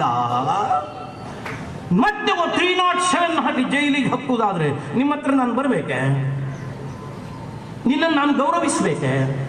ನಿನ್ನನ್ನು ನಾನು ನಂಬಬೇಕೆ? ಕಾನೂನನ್ನು ಪಾಲಿಸಬೇಕಾದ ವ್ಯಕ್ತಿಗಳೇ ಆರೋಪಿಗಳೊಂದಿಗೆ ಶಾಮೀಲಾಗುವುದೇ ಆದರೆ ಈ ಸಮಾಜ ಕಾನೂನನ್ನು ಕೈಗೆ ಎತ್ತಿಕೊಳ್ಳುವುದಕ್ಕೆ ಹೆದರುವುದಿಲ್ಲ. ಅದಕ್ಕೆ ಅವಕಾಶ ಕೊಡಬೇಡಿ, ಅದಕ್ಕೆ ಅವಕಾಶ ಕೊಡಬೇಡಿ, ಅದಕ್ಕೆ ಅವಕಾಶ ಕೊಡಬೇಡಿ. ಇವತ್ತಿಗೂ ಹೇಳ್ತಾರೆ, ನೀವು ದಕ್ಷ, ಪ್ರಾಮಾಣಿಕ, ನಿಷ್ಪಕ್ಷ, ಸೆಕ್ಯುಲರ್ ಅಧಿಕಾರಿಗಳೇ ಆಗಿದ್ರೆ ಎಲ್ಲ ತಾಲೂಕಿನಲ್ಲೂ ಒಂದೊಂದು ತನಿಖಾ ಗೇಟನ್ನು ರಚನೆ ಮಾಡಿ. ಗೋ ಸಾಗಾಟಕ್ಕೆ ದಕ್ಷಿಣ ಕನ್ನಡ ಜಿಲ್ಲೆಯ ಯಾವ ರಸ್ತೆಯಲ್ಲಿಯೂ ಅವಕಾಶವನ್ನು ಕೊಡಬೇಡಿ. ಎಲ್ಲ ಕಡೆ ಒಂದು ಗೇಟ್ ಮಾಡಿ, ಅಲ್ಲಿ ನೀವೇ ನಿಂತ್ಕೊಳ್ಳಿ. ಕಸಾಯಿ ಖಾನೆಗೆ ಗೋವುಗಳು ಹೋಗದೆ ಇರುವಂತೆ ತಡಿಲಿಕ್ಕೆ ಶುರು ಮಾಡಿ. ನಾವು ನಿಮ್ಮನ್ನು ನಂಬುತ್ತೀವಿ. ಇಲ್ಲ, ಸಾಗಾಟ ಮಾಡುವವರ ಬೆಂಬಲಕ್ಕೆ ನಿಲ್ಲುವುದು, ರಕ್ಷಣೆಗೆ ಬರುವ ಸಾಮಾಜಿಕ ಕಾರ್ಯಕರ್ತರನ್ನು ದಂಡಿಸುವುದು ನಿನ್ನೆಗೆ ಸರಿ. ನಾಳೆಗೆ ನಾವು ಇದನ್ನು ಧಿಕ್ಕರಿಸುವುದಕ್ಕೆ ಹೊರಟರೆ ಆಗುವ ಅನಾಹುತ ಇದೆಯಲ್ಲ, ಅದು ಮೊನ್ನೆ ಹಿಂದೆ ನಡೆದ ಘಟನೆಯನ್ನು ಮತ್ತೆ ಮರುಕಳಿಸಿದಂತೆ. ನಮ್ಮ ಹತ್ರ ತಾಕತ್ತಿಲ್ಲ ಅಂತ ಇಲ್ಲ, ನಮ್ಮ ತಾಕತ್ತಿನ ಪರೀಕ್ಷೆಯನ್ನು ಮಾಡುವ ಸೊಕ್ಕಿಗೆ ಯಾರೂ ಹೋಗಬೇಡಿ. ಕೆಣಕಬೇಡಿ. ನಮಗೇನು ಇಷ್ಟ ಇರಲಿಲ್ಲ ಹಾಜಪ್ಪನನ್ನು ಬೆತ್ತಲೆ ಮಾಡಿ ಉಡುಪಿಯಲ್ಲಿ ಮೆರವಣಿಗೆ, ನಮಗಿಷ್ಟ ಇರಲಿಲ್ಲ. ಆದರೆ ನಾವೇನು ಅನ್ನುವುದನ್ನು ಹಿಂದೂ ಸಮಾಜ ಉಡುಪಿಯಲ್ಲಿ ಪರಿಚಯ ಮಾಡಿಕೊಡುವ ಅವಶ್ಯಕತೆ ಅವತ್ತಿತ್ತು. ವಕೀಲರನ್ನೇ ನೀನು ಜೈಲಿಗೆ ಕಳಿಸ್ತೀಯ, ಆ ಅಧಿಕಾರಿ ಇವತ್ತಿಗೂ ಇರ್ತಾನೆ. ಅವನು ಹೇಳ್ತಾನಂತೆ, ಈಶ್ವರಮಂಗಲದಲ್ಲಿ ಹಿಂದೂ ಸಂಘಟನೆಯನ್ನು ಸರ್ವನಾಶ ಮಾಡಿಯೇ ನಾನು ಸಂಪ್ಯಾದ ಪೊಲೀಸ್ ಸ್ಟೇಷನ್ನಿಂದ ಹೋಗ್ತೀನಿ ಅಂತ ಹೇಳ್ತಾನಂತೆ. ಗೆದ್ದು ಬಿಡೋಣ ಯಾರು ಅಂತ ಈ ಸವಾಲು ನಾನು ತಗೊಳ್ತೀನಿ, ನೀನು ತಗೊಂತೀಯಾ? ನೀನು ಈಶ್ವರಮಂಗಲದ ಹಿಂದೂ ಸಂಘಟನೆಯನ್ನು ಸರ್ವನಾಶ ಮಾಡುವ ಚಾಲೆಂಜ್ ತಗೋ, ನೀನು ಇಲ್ಲಿ ಹೇಗೆ ಉಳಿತೀಯ ಅನ್ನುವ ಚಾಲೆಂಜ್ ನಾನು ತಗೊಂತೀನಿ. ಅರೇ, ನಾನು ನಿನಗೆ ಮರ್ಯಾದೆ ಕೊಟ್ರೆ ನಿನಗೆ ಗೌರವ. ಖಾದರ್, ನಿನಗೆ ನಾನು ಮರ್ಯಾದೆ ಕೊಟ್ರೆ ನಿನಗೆ ಗೌರವ. ನಿನಗೆ ತಾಲೂಕಿನಲ್ಲಿ ನಾಯಿ ಸಹಿತ ನಿನ್ನ ಕಡೆಗೆ ಬೊಗಳದೇ ಇರುವಂತೆ ಮಾಡ್ತೀನಿ ನಾನು. ನಾಯಿ ಸಹಿತ ಬೊಗಳೋದಿಲ್ಲ ನಿನ್ನ ರಸ್ತೆ ಮೇಲೆ ಹೋದ್ರೆ. ನಿನ್ನ ಲಿಮಿಟೇಷನ್ ಅರ್ಥ ಮಾಡ್ಕೋ, ನಿನ್ನ ಯೋಗ್ಯತೆಯನ್ನು ಅರ್ಥ ಮಾಡ್ಕೋ.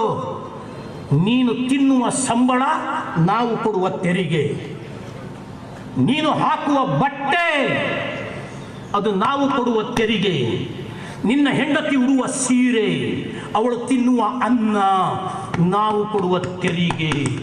ನಮ್ಮ ಭಿಕ್ಷೆಯಲ್ಲಿ ಬೆಳೆಯುವ ನೀನು ನಮ್ಮ ಸರ್ವನಾಶದ ಬಗ್ಗೆ ಮಾತಾಡ್ತೀಯ? ಬಟ್ಟೆ ಬಿಚ್ಚಿ ಹೊರಕ್ಕೆ ಬಾ, KFD ಪೂರ್ಣಾವಧಿ ಕಾರ್ಯಕರ್ತನಾಗು, SDPIC ಅಂತ ಮುನ್ಸಿಪಾಲಿಟಿ ಮೆಂಬರ್ ಆಗು, ಆಮೇಲೆ ಮಾತನಾಡು. ಕಾಕಿ ಬಟ್ಟೆ ಹಾಕೊಂಡು ಹಿಂದೂ ಚಳುವಳಿಯನ್ನು ಹತ್ತಿಕ್ಕುವಂತ ಮಾತನ್ನ ಆಡಿದ್ರೆ ಈ ಪುತ್ತೂರಿನಲ್ಲಿ ನೀನು ಹೇಗೆ ಡ್ಯೂಟಿ ಮಾಡ್ತೀಯ, ಆ ಈಶ್ವರ ಮಂಗಲಕ್ಕೆ ನೀನು ಹೇಗೆ ಬರ್ತೀಯ, ಅದನ್ನು ನಾನು ನೋಡ್ತೀನಿ. ನಿನ್ನ ಲಿಮಿಟೇಷನ್ ಅನ್ನು ನೀನು ಇಟ್ಕೊಳ್ಬೇಕು, ನಾಳೆಗೆ ಮೀರಿ ಮಾತನಾಡಬಾರ್ದು. ನಾವು ಸಮಾಜ ಸಾಯ್ಲಿಕ್ಕಾಗಿಯೇ ಹುಟ್ಟಿದವರು. ನಾವು ಬದುಕುವ ಆಸೆ ನಮಗೆ ಇಲ್ಲವೇ ಇಲ್ಲ. ನನಗೇನು ಪ್ರಮೋಷನ್ ಬೇಕಾಗಿಲ್ಲ, ನನಗಿನ್ನು 2 ಸ್ಟಾರ್ ಬೇಕಾಗಿಲ್ಲ. ಆ ದನ ಹೊಡೆಯೋವನ ಕೈಲಿ, ಸೂಳೆಗಾರಿಕೆ ಮಾಡುವವನ ಕೈಲಿ ದುಡ್ಡು ತಗೊಂಡು ನೀನು ಕೂಡಿಟ್ಟಿದ್ಯಾ, ಆ ಹಣಕ್ಕಾದ್ರೂ ನೀನು ಬದುಕಬೇಕು. ನನಗೆ ಆ ಆಸೆಯೂ ಇಲ್ಲ. ಬಾ, ಚಾಲೆಂಜ್ ಮಾಡು. ಬಂಧುಗಳೇ, ಇದಕ್ಕೆ ಮಹತ್ವ ಕೊಡಬೇಡಿ. ಕಾದರಗಳು ನಮ್ಮ ಕಾಲಕಸ, ಆ ಬೊಗಳುವ 2 ನಾಯಿ ಪಾಪ ಏನು ಮಾಡ್ತಾವ್ರಿ? ಎಂಜಲ ಕಾಸಿಗೆ ಆ ಚಂದ್ರ, ಎಂಜಲ ಕಾಸಿಗೆ ಆ ರುಕ್ಮ, ಯಾರ್ಯಾರನ್ನು ತಲೆ ಹಿಡಿತಾರೋ ಯಾರಿಗೂ ಗೊತ್ತಿಲ್ಲ. ದುಡ್ಡು ಬೇಕು ಪಾಪ. ಅವು ಮಹತ್ವ ಕೊಡಬೇಡಿ ಮತ್ತು ಪದೇ ಪದೇ ಅವ್ರ ಹೆಸರು ಹೇಳಬೇಡಿ. ಅದು ನಮ್ಮಂತಹ ಸಂಘಟನೆಗೆ, ನಮ್ಮಂಥ ಸಮಾಜಕ್ಕೆ ಅದು ಅಪಮಾನ. ಅದು ಹಾಗಾಗಿ ಬಂಧುಗಳೇ, ನಮ್ಮ ಎದುರುಗಡೆ ಇರುವ ಸವಾಲಿದೆಯಲ್ಲ, ಸಾಮಾಜಿಕ ಸುರಕ್ಷತೆ, ಇಸ್ಲಾಮೀಕರಣಕ್ಕೆ ತಡೆಗೋಡೆಯ ನಿರ್ಮಾಣ. ಇಡೀ ದಕ್ಷಿಣ ಭಾರತದಲ್ಲಿ ಇಸ್ಲಾಮೀಕರಣದ ಭಯಾನಕ ಹೆಜ್ಜೆಯ ಗುರುತುಗಳು. ಬರೀ ಕರ್ನಾಟಕದಲ್ಲಿ ಶರತ್ತನನ್ನು ಕೊಂದದ್ದಲ್ಲ, ಮೈಸೂರಿನಲ್ಲಿ ರಾಜುವನ್ನು ಕೊಂದದ್ದು ಅಲ್ಲ, ಬೆಂಗಳೂರಿನಲ್ಲಿ ರುದ್ರೇಶನನ್ನು ತಿಂದದ್ದು ಅಲ್ಲ, ಕೇರಳದಲ್ಲಿ ದಿನನಿತ್ಯ ಸಾಯುವ ಹಿಂದೂ ಸಾಮಾಜಿಕ ಕಾರ್ಯಕರ್ತರನ್ನು ಕೊಲ್ಲುವವರು ಹೆಸರಿಗೆ ಸಿಪಿಎಂ, ಆದರೆ ಸಿಪಿಎಂನ ಮುಖವಾಡವನ್ನು ಹೊತ್ತಿರುವ ಇದೇ ಇಸ್ಲಾಮಿಕ್ ಮೂಲಭೂತವಾದಿಗಳು ಅಲ್ಲಿ ಹಿಂದೂ ಸಾಮಾಜಿಕ ಕಾರ್ಯಕರ್ತರನ್ನು ಕೊಲ್ತಾ ಇದ್ದಾರೆ. ಇದೇ ಇಸ್ಲಾಮಿಕ್ ಮೂಲಭೂತವಾದಿಗಳು ತಮಿಳುನಾಡಿನಲ್ಲಿ ಅತಿರಥ ಮಹರಥರಾದಂತಹ ಹಿಂದೂ ನಾಯಕರನ್ನೇ ಕೊಲ್ತಾ ಇದ್ದಾರೆ. ಹಾಗಾಗಿ ನಮ್ಮ ಎದುರುಗಡೆ ಇರುವ ಸವಾಲು ಭಾರತದ ಇಸ್ಲಾಮೀಕರಣದಲ್ಲೂ ದಕ್ಷಿಣ ಭಾರತದ ದಕ್ಷಿಣ ಭಾರತದಲ್ಲೂ ಕೇರಳ, ಕರ್ನಾಟಕ, ತಮಿಳುನಾಡಿನ ಇಸ್ಲಾಮೀಕರಣ, ಅದರಲ್ಲಿಯೂ ದಕ್ಷಿಣ ಕನ್ನಡ ಜಿಲ್ಲೆಯ ಕೇರಳಕ್ಕೆ ಅಂಟಿಕೊಂಡಿರುವ ತಾಲೂಕುಗಳ ಇಸ್ಲಾಮೀಕರಣ. ಎಲ್ಲಿ ಆಗ್ತಾ ಇದೆ ಅಶಾಂತಿ ದಕ್ಷಿಣ ಕನ್ನಡ ಜಿಲ್ಲೆಯಲ್ಲಿ? ಎಲ್ಲಿ ಆಗ್ತಾ ಇದೆ ಹಿಂಸಾಚಾರ ದಕ್ಷಿಣ ಕನ್ನಡ ಜಿಲ್ಲೆಯಲ್ಲಿ? ಬೆಳ್ತಂಡೆಯಲ್ಲಿ ಅಲ್ಲ, ವೇಣೂರಿನಲ್ಲಿ ಅಲ್ಲ, ಕಾರ್ಕಳದಲ್ಲಿ ಅಲ್ಲ, ಕುಂದಾಪುರದಲ್ಲಿಯೂ ಅಲ್ಲ, ಉಡುಪಿಯಲ್ಲಿಯೂ ಅಲ್ಲ. ಯಾವ ಭೂಭಾಗದಲ್ಲಿ ಕೇರಳದಿಂದ ಒಳಕ್ಕೆ ನುಸುಳಿ ಬಂದು ಭೂಮಿಯನ್ನು ಖರೀದಿ ಮಾಡಿ ಸಂಖ್ಯೆಗಳು ಹೆಚ್ಚಾಗಿರುವ ಈ ಬಂಟ್ವಾಳ ತಾಲೂಕಿನಲ್ಲಿ, ಈ ಪುತ್ತೂರು ತಾಲೂಕಿನಲ್ಲಿ, ಈ ಉಳ್ಳಾಲದ ಪ್ರದೇಶದಲ್ಲಿಯೇ ಗಲಭೆಗಳು, ಹಿಂದೂ ಸಾಮಾಜಿಕ ಕಾರ್ಯಕರ್ತರ ಹತ್ಯೆಗಳು. ಗಮನಿಸಿ ನೋಡಿ ನೀವು. ಬೆಳ್ತಂಗಡಿಯಲ್ಲಿ ಆಗ್ತಾ ಇಲ್ಲ, ಕಡಬದಲ್ಲಿ ಆಗ್ತಾ ಇಲ್ಲ, ಕಾರ್ಕಳದಲ್ಲಿ ಆಗ್ತಾ ಇಲ್ಲ, ಬಂಟ್ವಾಳದಲ್ಲೂ ಯಾವ ಭೂಪ್ರದೇಶದಲ್ಲಿ ಹಿಂದೂಗಳ ಹತ್ಯೆ ಆಗ್ತಾ ಇದೆ ಅಂದರೆ ಎಲ್ಲಿ ಮುಸಲ್ಮಾನರ ಸಂಖ್ಯೆ 40% ದಾಟಿದೆ, ಆ ಸಾಲೆತ್ತೂರಿನಲ್ಲಿ ಆ ಜಲೀಲ್ ಸತ್ತ ಯಾವರು? ಕರೋಪಾಡಿಯಲ್ಲಿ ಹಿಂದೂ ಹೆಣ್ಣು ಮಕ್ಕಳು ವ್ಯಾಪಾರ ರೀ, ನಂಬುತ್ತೀರಾ ನೀವು? ಕಾಸರಗೋಡದಲ್ಲಿ ಒಂದು ಗಲಾಪಟ್ಟಿ ಅಂತ ಒಂದು ಪ್ರದೇಶ ಇದೆ. ಎಲ್ಲೋ ಮುಸ್ಲಿಂ ರಾಷ್ಟ್ರದಲ್ಲಿರುವ ಗಲಾಪಟ್ಟಿ ಹೆಸರನ್ನ ಕಾಸರಗೋಡಿನಲ್ಲಿ ಇಟ್ಕೊಂಡಿದ್ದಾರೆ. ಆ ಕಾಸರಗೋಡದಲ್ಲಿ ನಡೆಯುವ ವ್ಯವಹಾರ ಏನು ಅಂದ್ರೆ ಹಿಂದೂ ಹೆಣ್ಣುಗಳ ಮಾರಾಟ. ಹಿಂದೂ ಹೆಣ್ಣುಗಳ ಮಾರಾಟ. ಕುರಿ ಮಾರಿದ ಹಾಗೆ, ಕೋಳಿ ಮಾರಿದ ಹಾಗೆ, ಹಂದಿ ಮಾರಿದ ಹಾಗೆ, ದನ ಮಾರಿದ ಹಾಗೆ. ಕಾಸರಗೋಡಿನ ಗಾಜಾಪಟ್ಟಿಯ ಪ್ರದೇಶದಲ್ಲಿ ಹಿಂದೂ ಹೆಣ್ಣುಗಳ ಮಾರಾಟ. ಎಲ್ಲಿಗೆ? ಐಸಿಸಿನ ಯುದ್ಧಕೋರರಿಗೆ ಪಾಕಿಸ್ತಾನದ ಸೈನಿಕರ ತೀಟೆಯನ್ನು ತೀರಿಸುವುದಕ್ಕೆ ಸೌದಿ ಅರೇಬಿಯಾದ 70 ವರ್ಷದ ಮುದುಕನಿಗೆ, ಆ ದುಬೈನ ಶೇಖುಗಳಿಗೆ 10 ವರ್ಷದ, 15 ವರ್ಷದ, 20 ವರ್ಷದ ಹಿಂದೂ ಹೆಣ್ಣುಗಳನ್ನು ಮಾರಾಟ ಮಾಡುವ ಜಾಲ ನಿಮ್ಮ ಪಕ್ಕದ ಕಾಸರಗೋಡಿನ ಗಲಾಪಟ್ಟಿಯಲ್ಲಿ. ಅದಕ್ಕೆ ಹೆಣ್ಣುಗಳು ಬೇಕಲ್ಲ, ಅದಕ್ಕೆ ಹೆಣ್ಣುಗಳು ಬೇಕು. ಕುರಿಗಳಾದ್ರೆ ಉತ್ತರ ಕರ್ನಾಟಕಕ್ಕೆ ಹೋದ್ರೆ ಸಿಕ್ಕಿಬಿಡ್ತವೆ, ದನಗಳಾದ್ರೆ ಹಳ್ಳಿಗೆ ಹೋದಾಗ ಸಿಕ್ಕಿಬಿಡ್ತದೆ. ಕೋಳಿಗಳನ್ನು ತಯಾರು ಮಾಡುವ ಫಾರ್ಮ್ಗಳು ಬೇಕಾದಷ್ಟಿದೆ. ಈ ಹೆಣ್ಣುಗಳು ಮಾರಾಟಕ್ಕೆ ಎಲ್ಲಿ ಸಿಗ್ತವೆ? ಅಬ್ದುಲ್ಲಾಗಳು, ರಫೀಕ್ಗಳು, ಹಂಸಾಗಳು ಲವ್ ಜೆಹಾದ್ ಹೆಸರಿನಲ್ಲಿ ಬಲೆ ತಗೊಂಡು ಹೊರಡ್ತಾವೆ. ಪ್ರೇ love love love love love ಎಂತೆಂತಹ ನೀಚ ಕೆತ್ತ ಮಾಡ್ತಾವೆ. ಅವರನ್ನು ತಗೊಂಡೋಗಿ ಮಾರ್ತಾರಲ್ಲಿ. 2 ಲಕ್ಷ. ವಿಜಯವಾಣಿಯಲ್ಲಿ ಬಂದ ಸುದ್ದಿ ಇದು, ನನ್ನ ಸೃಷ್ಟಿ ಅಲ್ಲ, ವಿಜಯವಾಣಿ ಬರೀತದೆ. ಒಂದು ಹಿಂದೂ ಹೆಣ್ಣುವಿಗೆ 3 ಲಕ್ಷ, ಒಂದು ಹಿಂದೂ ಹೆಣ್ಣುವಿಗೆ 5 ಲಕ್ಷ, ಒಂದು ಹಿಂದೂ ಹೆಣ್ಣುವಿಗೆ 2 ಲಕ್ಷ. ಆ ಲಕ್ಷಕ್ಕಾಗಿ ಮಾರುವುದಕ್ಕಾಗಿ ಹಿಂದೂ ಹೆಣ್ಣುಗಳನ್ನು ಪರ್ಚೇಸ್ ಮಾಡುವುದರಲ್ಲಿ ಲವ್ ಜೆಹಾದ್ ಅನ್ನುವ ಬಲೆಯನ್ನ ಬೀಸಿ ತಗೊಂಡು ಹೋಗಿ ಮಾರುವುದು. ಇದನ್ನು ಸಹಿಸಬೇಕೆ ಸಮಾಜ? ಇದನ್ನು ಒಪ್ಪಬೇಕೆ ಸಮಾಜ? ಇದಕ್ಕೆ ಅವಕಾಶ ಕೊಡಬೇಕೆ ಹಿಂದೂ ಸಮಾಜ? ಅರೆ, ಇವತ್ತು ಆ ಸಾವಿತ್ರಿ, ಇವತ್ತು ಆ ರುಕ್ಮಿಣಿ, ಇವತ್ತು ಆ ಉಷಾ, ನಾಳೆ ನನ್ನ ಮಗಳು, ನಾಳೆ ನನ್ನ ಸೊಸೆ, ನಾಳೆ ನನ್ನ ಅಕ್ಕನ ಮಗಳು. ಯಾಕೆ ಕಾದು ಕೂತಿದ್ದಾರೆ? ಮುಸ್ಲಿಂ ಹುಡುಗಿಯರ ಮೂಲಕವೇ ಫ್ರೆಂಡ್ಶಿಪ್ ಮಾಡಿಸೋದು. ನಮ್ಮ ಉಷಾನನ್ನ, ನಮ್ಮ ತಂಗಿನ, ನಮ್ಮ ಅಕ್ಕನ ಮಗಳನ್ನ ಅವ್ರ ಮನೆಗೆ ಕರ್ಕೊಂಡು ಹೋಗೋದು, ಅಲ್ಲಿ ಮದ್ದು ಬರಿಸುವ ಜ್ಯೂಸನ್ನು ಕುಡಿಸುವುದು.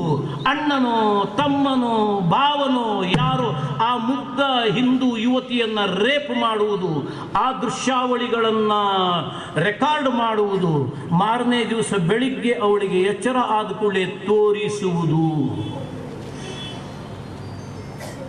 ಹಿಂದೂ ಹುಡುಗಿಯರು ಬಡತನಕ್ಕಾಗಿ, ಅನಿವಾರ್ಯ ಕಾರಣಕ್ಕಾಗಿ ಮುಸಲ್ಮಾನರ ಅಂಗಡಿಗಳಲ್ಲಿ, ಪುತ್ತೂರಿನಲ್ಲೂ ಹೋಗ್ತಾ ಇರಬಹುದು. ಮೊನ್ನೆ ನಾನು ದೃಶ್ಯಾವಳಿಯನ್ನು ನೋಡಿದೆ. ಒಂದು ಮೊಬೈಲ್ ಶಾಪ್ನಲ್ಲಿ ಹಿಂದೂ ಹುಡುಗಿ ಕೆಲಸ ಮಾಡ್ತದೆ. ಆ ಮುಸಲ್ಮಾನ್ ಮಾಲೀಕ ಹಿಂದ್ಗಡೆ ರೂಮ್ನಲ್ಲಿ ಆ ಹಿಂದೂ ಹುಡುಗಿಯ ಜೊತೆಗೆ ಲೈಂಗಿಕವಾಗಿ ಚಕ್ಕಂದ ಆಡ್ತಾನೆ. ಆಡ್ಕೊಳ್ಳಿ, ಅವಳದ್ದು ಮತ್ತು ಅವನದು ಖುಷಿ, ನಾನು ಅದನ್ನ ಅಬ್ಜೆಕ್ಟ್ ಮಾಡುವುದಿಲ್ಲ. ಆ ಹುಡುಗಿ ಸ್ವಲ್ಪ ಹೊತ್ತು ಇವನ ಜೊತೆಗೆ ಚಕ್ಕಂದ ಆಡೋದು, ಒಳಗಡೆ ಹೋಗಿ ಏನೋ ವಸ್ತುವನ್ನು ಕೊಟ್ಟು ಬರುವುದು, ಮತ್ತೆ ಇವನ ಜೊತೆಗೆ ಚಕ್ಕಂದ ಆಡುವುದು. ಇದರ ನಡುವೆ ಅವ ಮೊಬೈಲಿಗೆ, ಕ್ಯಾಮರಾಕ್ಕೆ ಫೋಸ್ ಕೊಟ್ಕೊಂಡು ಮುಖ ನೋಡ್ಕೊಳ್ಳೋದು. ಅಂದರೆ ಇವನು ಆಡುವ ಆಟ ರೆಕಾರ್ಡ್ ಮಾಡುವುದು, ನಾಳೆ ಬೆಳಿಗ್ಗೆ ಆ ಹುಡುಗಿಯನ್ನು ಬ್ಲ್ಯಾಕ್ ಮೇಲ್ ಮಾಡುವುದು, ಜೀವನ ಪರ್ಯಂತರ ತನ್ನ ಸೂಳೆಯನ್ನಾಗಿ ಇಟ್ಟುಕೊಳ್ಳುವುದು. ಇದು ಬ್ಯಾರಿಗಳ ಅಂಗಡಿಯಲ್ಲಿ ನಡೆಯುವ ನೀಚತನ. ಮೊನ್ನೆ ನೋಡಿದೆ ನಾನು ಮೊಬೈಲ್ನಲ್ಲಿ, ಅದನ್ನು ಬ್ಲೂ ಫಿಲ್ಮ್ ರೂಪದಲ್ಲಿ ಬಿಡ್ತಾ ಇದ್ದಾರೆ. ಫ್ರೆಂಡ್ಶಿಪ್ಪಿನ ವಯಸ್ಸಿನ ಕಾರಣದಿಂದ ಅಕಸ್ಮಾತ್ ಒಂದು ಹಿಂದೂ ಹುಡುಗಿ ಅವಳ ಬಲೆಗೆ ಬಿದ್ದರೆ ಮಂಚದ ಮೇಲೆ ಆಡುವ ಎಲ್ಲ ಆಟಗಳನ್ನು ಆ ಕ್ಷಣದಲ್ಲಿ ರೆಕಾರ್ಡ್ ಮಾಡಿಕೊಂಡು ಜೀವನ ಪರ್ಯಂತರ ಆ ಮಗುವನ್ನು ಬ್ಲಾಕ್ ಮೇಲ್ ಮಾಡುವ ರಕ್ಕಸರು ಈ ರಫೀಕ್ಗಳು, ಈ ಉಸ್ಮಾನ್ಗಳು. ಇವರ ಆಟ ಇದೆಯಲ್ಲ, ನಾವು ಕಲ್ಪನೆ ಮಾಡಲಿಕ್ಕೆ ಸಾಧ್ಯ ಇಲ್ಲ. ಮಡಿಕೇರಿಯಲ್ಲಿ ಒಂದು ಬಟ್ಟೆ ಅಂಗಡಿ ಮುಸಲ್ಮಾನರದು, ನೀವು ನಂಬುತ್ತೀರಾ? ನಾನು ಹೇಳ್ತೇನೆ ಕೇಳಿ. ಮುಸಲ್ಮಾನರ ಬಟ್ಟೆಯ ಅಂಗಡಿಯಲ್ಲಿ, ಭಾರಿ ದೊಡ್ಡ ಬಟ್ಟೆ ಅಂಗಡಿ, ಸಹಜವಾಗಿ ಹೆಣ್ಣು ಮಕ್ಕಳು ತಮ್ಮ ಬಟ್ಟೆಯನ್ನ ನೋಡೋದಕ್ಕೆ, ಅಳತೆಯನ್ನು ನೋಡೋದಕ್ಕೆ ಒಂದು ಡಾರ್ಕ್ ರೂಮಿಗೆ ಹೋಗ್ತಾರೆ. ಅದಕ್ಕೇನೆ ಹೇಳ್ತಾರೆ ಆ ರೂಮಿಗೆ ಹೋಗಿ ಆ ಮಗು ತನ್ನ ಬಟ್ಟೆಯನ್ನು ಬದಲಾಯಿಸಿ ಹೊಸ ಬಟ್ಟೆಯನ್ನು ಹಾಕೊಂಡು ನೋಡ್ತಾರೆ ಸೈಜ್ ಕರೆಕ್ಟ್ ಇದೆಯೋ ಅಂತ. ಆ ಕತ್ತರಿಯ ಕೋಣೆಯ ಒಳಗಡೆ ಅಲ್ಲೊಂದು ಹಿಡನ್ ಕ್ಯಾಮ್ರಾ ಇಟ್ಟು ಈ ಮಕ್ಕಳು ಆ ದೃಶ್ಯವನ್ನು ರೆಕಾರ್ಡ್ ಮಾಡಿಕೊಳ್ತಾರೆ ಅಂತ ಹೇಳಿದರೆ ಅವರಿಗಿಂತ ನೀಚರು ಇನ್ಯಾರಿದ್ದಾರೆ? 15 ವರ್ಷದ ನಮ್ಮ ಮಗಳು, ಅದಕ್ಕೇನೋ ಗೊತ್ತಿಲ್ಲ ಪಾಪ, ಹೈಸ್ಕೂಲಿಗೆ ಹೋಗ್ತಾರೆ, 8ನೇ ಕ್ಲಾಸಿಗೆ ಹೋಗ್ತಾರೆ, ಪಟ ಹೋಗ್ತಾಳೆ. ಅವಳು ಆ ಚೂಡಿದಾರ ತೆಗಿತಾರೆ, ಇನ್ನೊಂದು ಟೀ ಶರ್ಟ್ ಹಾಕೊಂಡು ನೋಡ್ತಾಳೆ. ಅವಳ ಅರೆಬೆತ್ತರಿಯ ಫೋಟೋ ಆ ಮುಸಲ್ಮಾನ್ ಮಾಲೀಕನ ಆ ಟೇಬಲ್ ಮೇಲೆ ದೃಶ್ಯಾವಳಿಗಳು ಬರ್ತಿರ್ತಾರೆ. ಇದಕ್ಕೆ ಯಾವ ಕಾನೂನಲ್ಲಿ ತಡೀತೀರಿ ಬಂಧುಗಳೇ? ಕಾನೂನಿಲ್ಲ ಇದಕ್ಕೆ. ನನ್ನ ಮಗಳ ಅರೆಬೆತ್ತಲೆಯ ಫೋಟೋವನ್ನು ರೆಕಾರ್ಡ್ ಮಾಡುವ ಅಂಗಡಿಯನ್ನು ಸುಡುವುದು ಬಿಟ್ಟು ಬೇರೆ ಏನು ದಾರಿ ಇದೆ? ಬೇರೆ ಏನು ದಾರಿ? ನನ್ನ ಮಗಳನ್ನು ಬ್ಲ್ಯಾಕ್ ಮೇಲ್ ಮಾಡುವ ಆ ಧೂರ್ತ, ಆ ಪಾಪಿಯನ್ನು ಶಿಕ್ಷಿಸುವುದಕ್ಕೆ ಯಾವ ಕಾನೂನಲ್ಲಿ ಅವಕಾಶ ಇದೆ? ಕಂಪ್ಲೇಂಟ್ ಕೊಟ್ಟರೆ ದಾಖಲಿಸುವುದಕ್ಕೆ ತಯಾರಿಲ್ಲ. 5 ಪ್ರಕರಣಗಳಿದೆ ಖಾದರ್ ಬಗ್ಗೆ. 5 ಪ್ರಕರಣದಲ್ಲಿ ದೂರು ತಗೊಂಡು ಹೋಗೋದು ಹಿಂದೂಗಳು. ಅವರ ಮೇಲೆಯೇ ಬೆದರಿಕೆ. ಅಣ್ಣ ತಂಗಿಯನ್ನ ಈಶ್ವರ ಮಂಗಲದ ಜಾತ್ರೆಯಲ್ಲಿ ಚುಡಾಯಿಸಿದ ಅಂತೇಳಿ ಹ್ಯಾರಿಸ್ ಅನ್ನುವ ಮುಸಲ್ಮಾನ್ ತಂಗಿಯನ್ನು ಚುಡಾಯಿಸಿದ ಅಂತ ಅಣ್ಣ ತಂಗಿ ಹೋಗಿ ಈ ಖಾದರ್ ಎದುರುಗಡೆ ಕಂಪ್ಲೇಂಟ್ ಕೊಡ್ಲಿಕ್ಕೆ ಹೋದರೆ ಆ ಅಣ್ಣ ರಮೇಶನಿಗೆ ಆ ತಂಗಿಯ ಎದುರುಗಡೆ ಹೊಡಿತಾನೆ. ತಂಗಿಯ ಎದುರುಗಡೆ ಇವನಿಗೆ ಚಪ್ಪಲಿಲಿ ಯಾಕೆ ಹೊಡಿಬಾರ್ದು? ಈ ಬೇವರ್ಸಿ ನಾಯಿಗೆ ಯಾಕೆ ಹೊಡಿಬಾರ್ದು ಅಂತ ಹೊಡೆದ್ರೆ ಏನು ತಪ್ಪಿದೆ ಅಂತ. ಅರೆ, ನನ್ನ ತಂಗಿಯನ್ನ ಕೈ ಹಿಡಿದು ಎಳೆದಿದ್ದಾನೆ ಅಂತ ಹೇಳಿ ತಂಗಿಯನ್ನ ಕರ್ಕೊಂಡು ಅಣ್ಣ ಪೊಲೀಸ್ ಸ್ಟೇಷನ್ಗೆ ಕಂಪ್ಲೇಂಟ್ ಕೊಡ್ಲಿಕ್ಕೆ ಹೋದ್ರೆ ಆ ಅಣ್ಣ ರಮೇಶನಿಗೆ ಈ ಖಾದರ್ ಹೊಡಿತಾನೆ ಅಂದ್ರೆ ಚಪ್ಪಲಿಲಿ ಯಾಕೆ ಹೊಡಿಬಾರ್ದು? ಈ ಬೇವರ್ಸಿಗೆ ಯಾಕೆ ಹೊಡಿಬಾರ್ದು? ಅರೆ, ದಕ್ಷಿಣ ಕನ್ನಡ ಜಿಲ್ಲೆ, ಅದಕ್ಕೆ ನೀವು ಬಿಟ್ಟಿದ್ದೀರಿ. ಬೀದರ್ ಆಗಿದ್ರೆ ಈ ಖಾದರ್ ನಾಯಿಯನ್ನ ಓಡಿಸಿದಂತೆ ಓಡಿಸ್ತಾ ಇದ್ದಾರೆ. ನಾಯಿ ಓಡಿಸ್ತಾನೆ. ಸಜ್ಜನಿಕೆಯ ದುರುಪಯೋಗಕ್ಕೆ ಒಂದು ಲಿಮಿಟೇಷನ್ಸ್ ಇದೆ. ಸಜ್ಜನಿಕೆಯ ದುರುಪಯೋಗಕ್ಕೆ ಅನ್ಯಾಯವನ್ನು ಎಲ್ಲಿವರೆಗೆ ಸಹಿಸಬಹುದ್ರಿ? ಅಪಮಾನವನ್ನು ಎಲ್ಲಿವರೆಗೆ ಒಪ್ಪಬಹುದು? ಹೋಗಲಿ, ಹಣ ತಗೊಂಡು ಅವರನ್ನ ರಕ್ಷಿಸಲಿ, ಅದನ್ನಾದರೂ ಒಂದು ಹಂತಕ್ಕೆ ಸಹಿಸಬಹುದು. ಹಣ ತಗೊಂಡು ಅವರನ್ನು ರಕ್ಷಿಸುವುದಲ್ಲ, ನಮ್ಮನ್ನು ಶಿಕ್ಷಿಸುವುದು. ರಮೇಶ್ನಿಗೆ ಯಾವ ನೆಲೆಯಲ್ಲಿ ಹೊಡೆದು ಯಾಕೆ ಇವತ್ತಿನವರೆಗೆ ಈ ಸ್ಟೇಷನ್ನಲ್ಲಿ ಇದ್ದಾನೆ? ಇನ್ನು ಮುಂದೆ ಆ ಖಾದರ್ ಮಾಡುವ ತಪ್ಪಿನ ದೂರನ್ನ ಕೊಡಬೇಡಿ. ಇವತ್ತು ಎಲ್ಲದನ್ನೂ ಸೇರಿಸಿ SP ಕೊಡ್ತಿರೋ SP ದೂರು ಕೊಟ್ಟುಬಿಡಿ. ಕೊಡಬೇಕು ದೂರು. ನಾವು ಬರೀ ಬೊಬ್ಬೆ ಹಾಕ್ತಾ ಇರುವುದು ಆ ಉನ್ನತ ಅಧಿಕಾರಿಗಳಿಗೆ ಇವನ ತಪ್ಪು ಗೊತ್ತಾಗದೇ ಇರುವುದು. ಅದು ಸರಿಯಲ್ಲ. ಎಲ್ಲ ತಪ್ಪುಗಳನ್ನ ದೂರನ್ನ ನಿಂಬಾಳ್ಕರ್ ಅವರಿಗೆ ಮುಟ್ಟಿಸಿ, ದಕ್ಷ ಅಧಿಕಾರಿ, ಪ್ರಾಮಾಣಿಕ ಅಧಿಕಾರಿ. ನಾನು 100ಕ್ಕೆ 100 ಹೇಮಂತ್ ನಿಂಬಾಳ್ಕರ್ ಅವ್ರನ್ನ ಗೌರವಿಸ್ತೀನಿ ಮತ್ತು ನಾನು ಅವರನ್ನು ನಂಬುತ್ತೀನಿ. ನಾನು ಅವರಿಗೆ ದೂರು ಕೊಡಿ. ಇನ್ನು ದೂರು ಕೊಡ್ಲಿಕ್ಕೆ ಹೋಗಬೇಡಿ. ಇದೇ ಲಾಸ್ಟ್. ಇನ್ನು ಮುಂದೆ ಅವನು ಇಂತಹ ತಪ್ಪನ್ನೇ ಆ ಸಂಪ್ಯ ಪೊಲೀಸ್ ಸ್ಟೇಷನ್ ಕೂತ್ಕೊಂಡು ಮಾಡುವುದೇ ಆದರೆ ನಾವೆಲ್ಲರೂ ಒಟ್ಟಿಗೆ ಸ್ಟೇಷನ್ನಿಗೆ ಮುತ್ತಿಗೆ ಹಾಕೋಣ. ಆಮೇಲೆ ಏನಾಗ್ತದೆ ಅವನಿಗೆ ಬಿಟ್ಟು. ಇದುವರೆಗಿನ ನಮ್ಮ ಎಲ್ಲ ಹೋರಾಟಗಳು ಪ್ರಜಾಸತ್ತಾತ್ಮಕ. ಅದರ ಅಂತಿಮ ಮಟ್ಟ ಅಂತ ಹೇಳಿದ್ರೆ ಲಿಖಿತವಾದ ದೂರನ್ನ DIGಗೆ IGPಗೆ ಕೊಟ್ಬಿಡುವ. ಇನ್ನು ಮುಂದೆ ಅವನ ಕುರಿತಾಗಿ ಯಾರೂ ದೂರನ್ನು ಹೇಳಬಾರದು. ಪಟ್ಟಿ ಮಾಡಿ 10 ಆಗುವವರೆಗೆ ಕಾಯಿರಿ. 11ನೆಯ ಪ್ರಕರಣಕ್ಕೆ ಇಡೀ ಪುತ್ತೂರು ಆ ಸಂಪ್ಯ ಸ್ಟೇಷನ್ನಿಗೆ ಲಗ್ಗೆಯನ್ನ ಹಾಕೋಣ. ಒಂದೇ ಅವನಿರಬೇಕು, ಇಲ್ಲ ನಾವಿರಬೇಕು. ಈ ಮಾತನ್ನು ನಾನು ಬಹಳ ಜವಾಬ್ದಾರಿಯಿಂದ ಹೇಳ್ತಾ ಇದ್ದೀನಿ. ಪೊಲೀಸ್ ದಾಖಲೆಯನ್ನು ತೆಗೆದು ನೋಡಿ. 1998 ಡಿಸೆಂಬರ್ 25 1998 ಡಿಸೆಂಬರ್ 25 ಇದೇ ಖಾದರ್ನಂತ ಒಬ್ಬ ಅಯೋಗ್ಯ ಇನ್ಸ್ಪೆಕ್ಟರ್ ಸುರತ್ಕಲ್ ಪೊಲೀಸ್ ಸ್ಟೇಷನ್ನಲ್ಲಿದ್ದ. ಇಡೀ 1 ವರ್ಷದ ಅವಧಿಯಲ್ಲಿ ನಡೆದ 18 ಇನ್ಸಿಡೆಂಟ್ಗಳಲ್ಲಿ ಆರೋಪಿಗಳು ಮುಸಲ್ಮಾನರು, ವಿಕ್ಟಿಮ್ಗಳು ಹಿಂದೂಗಳು. ಪ್ರತಿ ದೂರನ್ನ ತಗೊಂಡು ಹೋದಾಗಲೂ ಆ ಇನ್ಸ್ಪೆಕ್ಟರ್ ದೂರು ಕೊಟ್ಟವರ ಮೇಲೆಯೇ ಮೊಕದ್ದಮೆಯನ್ನ ದಾಖಲಿಸ್ತಾ ಇದ್ದ. 18 ಪ್ರಕರಣಗಳು 1998 ಜನವರಿಯಿಂದ ಹಿಡಿದು ಡಿಸೆಂಬರ್ 25ರವರೆಗೆ 18 ಪ್ರಕರಣಗಳಲ್ಲಿ ಆರೋಪಿಗಳು ಮುಸಲ್ಮಾನರು, ವಿಕ್ಟಿಮ್ಗಳು ಹಿಂದೂಗಳು. ಆದರೆ ಇನ್ಸ್ಪೆಕ್ಟರ್ ಆ ಆರೋಪಿಗಳಿಗೆ ರಕ್ಷಣೆಯನ್ನ ಕೊಟ್ಟು ವಿಕ್ಟಿಮ್ಗಳ ಮೇಲೆಯೇ ಮೊಕದ್ದಮೆಯನ್ನ ದಾಖಲಿಸ್ತಾ ಇದ್ದ. 98 ಡಿಸೆಂಬರ್ 25ಕ್ಕೆ ನಮ್ಮ ಮೊಟ್ಟ ಮೊದಲ ಪ್ರತಿಭಟನೆ 20,000 ಜನರದ್ದು ಆ ಸುರತ್ಕಲ್ನಲ್ಲಿ ನಡೆಯಿತು. ಇದೇ ಮಾತನ್ನ ಅವತ್ತಿನ ವೇದಿಕೆಯಲ್ಲಿ ನಾನು ಹೇಳಿದ್ದೆ. ಇನ್ನು ಬರೋದಿಲ್ಲ ಸ್ಟೇಷನ್ನಿಗೆ, ಇನ್ನು ಕೊಡೋದಿಲ್ಲ ದೂರಿಗನ್ನ ಸ್ಟೇಷನ್ನಿಗೆ. ಅದೇ ತಿಂಗಳ 28ನೇ ತಾರೀಖು ರೈಲ್ವೆ ಸ್ಟೇಷನ್ ಸುರತ್ಕಲ್ನಲ್ಲಿ ಒಬ್ಬ ಹಿಂದುವಿನ ಬೂಟನ್ನು ಒಬ್ಬ ಮುಸಲ್ಮಾನ ಕದ್ದ.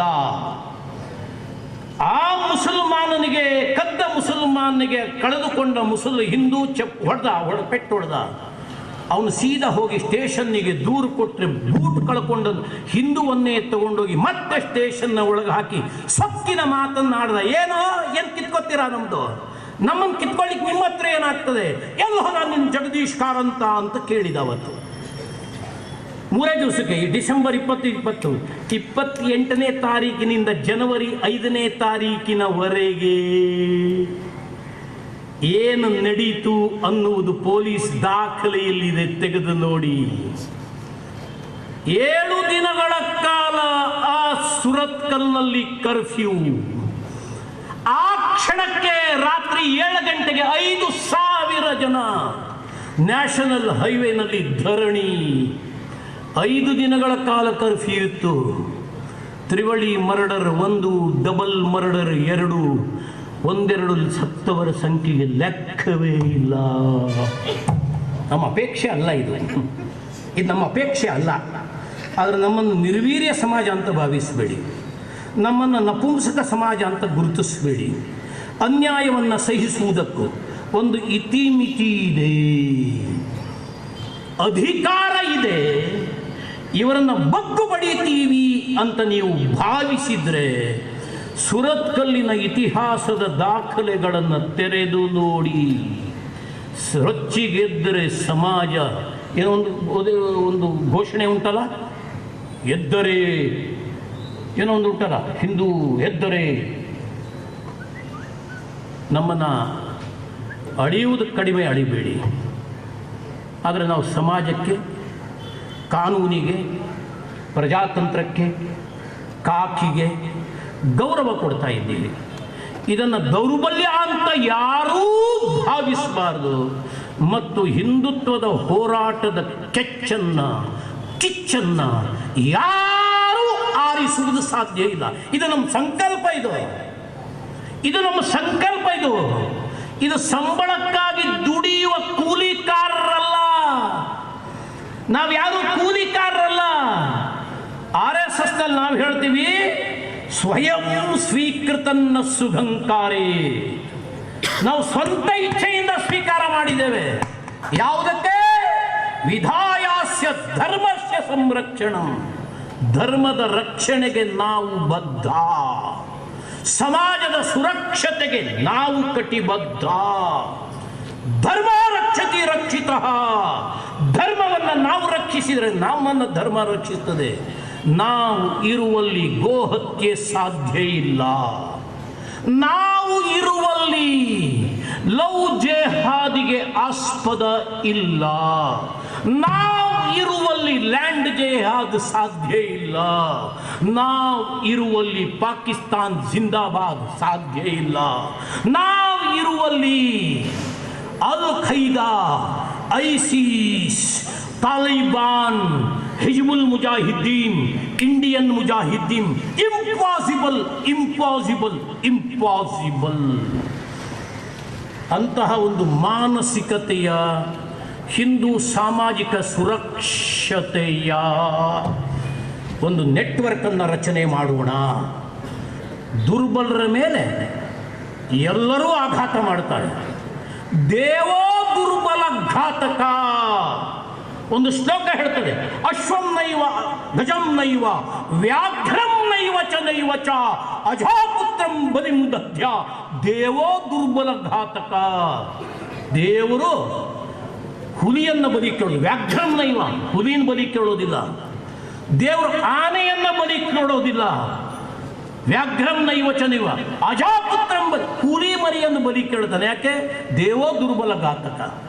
ದೇವರು ಸಹಿತ ದುರ್ಬಲರ ಮೇಲೆ ಆಘಾತ ಮಾಡ್ತಾನೆ. ಅಕಸ್ಮಾತ್ ಇವತ್ತು ನಮ್ಮ ಮೇಲೆ ಇಲಾಖೆ ಆಗಲಿ, ಆಡಳಿತ ಆಗಲಿ, ಇಸ್ಲಾಂ ಆಗಲಿ, ಚರ್ಚ್ ಆಗಲಿ ಯುದ್ಧ ಮಾಡ್ತಾ ಇದ್ದಾವೆ ಅನ್ನುವುದರ ಅರ್ಥ ಅವರ ತಾಕತ್ ಅಲ್ಲ, ಈ ಹಿಂದೂಗಳ ದೌರ್ಬಲ್ಯ. ಈ ದೌರ್ಬಲ್ಯವನ್ನು ಸರಿ ಮಾಡುವ ದೌರ್ಬಲ್ಯ ಏನು? ಅಸಂಘಟನೆ, ಅಸಂಘಟನೆ, ಅಸಂಘಟನೆ. ಸಂಘಟಿತವಾದ ಸಮಾಜ ಮೈ ಕೊಡವಿ ಎದ್ದು ನಿಂತದ್ದೇ ಆದರೆ ಯಾವ ಸರ್ಕಾರಗಳು, ಯಾವ ಅಧಿಕಾರಿಗಳು, ಯಾವ ಇಸ್ಲಾಮಿನ ಜೇಹಾದಿಗಳು, ಯಾವ ಚರ್ಚಿನ ಕ್ರೂಸೇಡ್ಗಳು ಭಾರತದ ವಿರುದ್ಧ ಯುದ್ಧವನ್ನ ಮಾಡುವುದು ಸಾಧ್ಯ ಇಲ್ಲ. ಗುರಿ ನಮ್ಮದು, ಅದು ಟಾರ್ಗೆಟ್, ಅದು ಅದರ ಮಧ್ಯದಲ್ಲಿ ಬರುವ ಈ ಅಡೆತಡೆಗಳ ಕಡೆಗೆ ಲಕ್ಷ್ಯ ಕೊಟ್ಟು ನಮ್ಮ ಮೂಲ ಉದ್ದೇಶವನ್ನ ನಾವು ಮರಿಬಾರದು. ಪರಿವರ್ತನೆಯ ಕಾಲಘಟ್ಟದಲ್ಲಿ ನಾವಿದ್ದೇವೆ. ಈಗ ಬಲಿದಾನ ಅನಿವಾರ್ಯ. ಇವತ್ತು ಶರತ್, ಮೊನ್ನೆ ಸುಖಾನಂದ, ಅದರ ಹಿಂದೆ ದಿನೇಶ, ಅದರ ಹಿಂದೆ ಪೊಳಲಿ ಅನಂತ, ಅದರ ಹಿಂದೆ ಕ್ಯಾಂಡಲ್ಸ್ ಅಂತ, ಮೊನ್ನೆ ಮೈಸೂರಿನಲ್ಲಿ ರಾಜು, ಅದರ ಹಿಂದಿನ ದಿನ ವಿಜಯದಶಮಿಯಂದು ಆ ಬೆಂಗಳೂರಿನಲ್ಲಿ ರುದ್ರೇಶ, ನಾಳೆ ಜಗದೀಶ. ತಲೆ ಕೆಡಿಸ್ಕೊಳ್ಬೇಡಿ, ಸಾವಿಗೆ ಹೆದರಬೇಡಿ. ಧರ್ಮದ ರಕ್ಷಣೆಯ ಹಿಂದೆ ಬಲಿದಾನ ಅನಿವಾರ್ಯ. ಸಮರ್ಪಣೆ ಇಲ್ಲದೆಯೇ ಪರಿವರ್ತನೆ ಸಾಧ್ಯ ಇಲ್ಲ. ಘಟನೆಗಳನ್ನು ಸೇಡಿನ ಕಿಡಿಯನ್ನಾಗಿ ಎದೆಯ ಒಳಗೆ ಸ್ವೀಕಾರ ಮಾಡಿ. ಘಟನೆಗಳು ನಡೀಲಿ. 10 ಲೌಜೇಹಾದಗಳು, 10 ಷರತ್ತುಗಳ ಕಗ್ಗೊಲೆಗಳು, 10 ಗೋಹತ್ಯೆಗಳು. ಇವತ್ತು ಕೊಂದರಲ್ಲ ದಾರಿ ಮೇಲೆ. ರಕ್ತ ಇರುವವನಿಗೆ ರಕ್ತ ಕುದೀತದೆ, ನರ ಇರುವವನಿಗೆ ಸಿಟ್ಟು ಬರ್ತದೆ. ಎತ್ತಿನ ಗಾಡಿಯಲ್ಲಿ 10 ದನಗಳನ್ನು ತುಂಬಿಸಿ ಗರ್ಭದ ಹಸುವನ್ನ ಗಾಡಿಯಲ್ಲಿ ಕೊಂದು ರಸ್ತೆಯ ಮೇಲೆ ಬಿಸಾಡಿ ಹೋಗ್ತಾರೆ. ಈ ಬೇವರ್ಸಿ ಖಾದರ್ನ ಪೊಲೀಸ್ ಸ್ಟೇಷನ್ ಎದುರುಗಡೆ ಇರುವ CC ಕ್ಯಾಮರಾದಲ್ಲಿ ರೆಕಾರ್ಡ್ ಆಗಿಲ್ಲವೆ? CC ಕ್ಯಾಮರಾದಲ್ಲಿ ರೆಕಾರ್ಡ್ ಆಗಿಲ್ವೇ? ಇದು ಯಾವುದಕ್ಕೂ CC ಕ್ಯಾಮರಾ ಹಿಡಿತೀರಾ? ನಿನ್ನ ಸ್ಟೇಷನ್ ಎದುರುಗಡೆ ಅದು ಹೋಗಿದೆ, ನಿನ್ನ ಸ್ಟೇಷನ್ ಎದುರುಗಡೆನೆ ಅದು ಬಂದಿದೆ. ಆ ಮೂಕ ಪ್ರಾಣಿ ಗರ್ಭವತಿ ಆ ಹಸುವನ್ನ ಕೊಂದು ರಸ್ತೆಯ ಮೇಲೆ ಬಿಟ್ಟು ಹೊರಟಿದ್ದಾರೆ. ಈಗ ಮೊಕದ್ದಮೆಯನ್ನು ದಾಖಲಿಸಿದೀಯಾ ನೀನು? ಆರೋಪಿಗಳ ಪತ್ತೆಗೆ ಏನಾದರೂ ಪ್ರಯತ್ನ ಮಾಡಿದೀಯಾ ನೀನು? ಮಾಡುವುದಿಲ್ಲ. ನೀನು ಅವರ ಏಜೆಂಟ್. ನೀನು ಬಂಧುಗಳೇ, ಇದು ನಡೆಯುವುದೇ. ಇವೆಲ್ಲದನ್ನು ದಾಟುವ ಮಾನಸಿಕತೆ ನಮ್ಮದಾಗಬೇಕು, ಆ ಸಂಕಲ್ಪ ನಮ್ಮದಾಗಬೇಕು ಅನ್ನುವ ಕರೆಯನ್ನು ಕೊಡುವುದೇ ಇವತ್ತಿನ ಸಭೆಯ ಉದ್ದೇಶವೇ ಹೊರತು ಅವರು ಯಾರನ್ನೂ ವೈಭವೀಕರಿಸುವುದಾಗಲಿ, ಅವರು ಯಾರನ್ನೋ ಹೀರೋ ಮಾಡುವುದಾಗಲಿ, ಅವರು ಏನೋ ಮಾಡ್ತಾ ಇದ್ದಾರೆ ಅಂತ ನಾವು ಕಂಗಾಲಾಗಿ ಕಣ್ಣೀರು ಹಾಕುವುದಾಗಲಿ ಈ ಸಭೆಯ ಉದ್ದೇಶ ಅಲ್ಲ.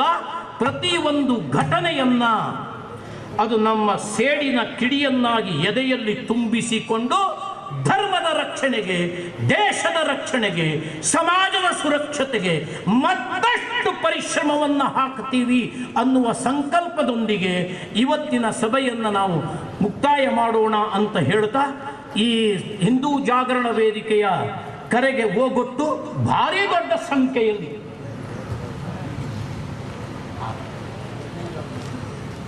ಇನ್ನೊಂದು ನೋಡಿದಾಗಲೂ ನನಗೆ ರಕ್ತ ಕುದೀತು. 10 ಸುದ್ದಿಗಳನ್ನೇ ಬಿತ್ತರಿಸಿ ಘಟನೆಯನ್ನು ಯಾಕೆ ವೈಭವೀಕರಿಸುವುದು ಅಂತ. ಆದರೆ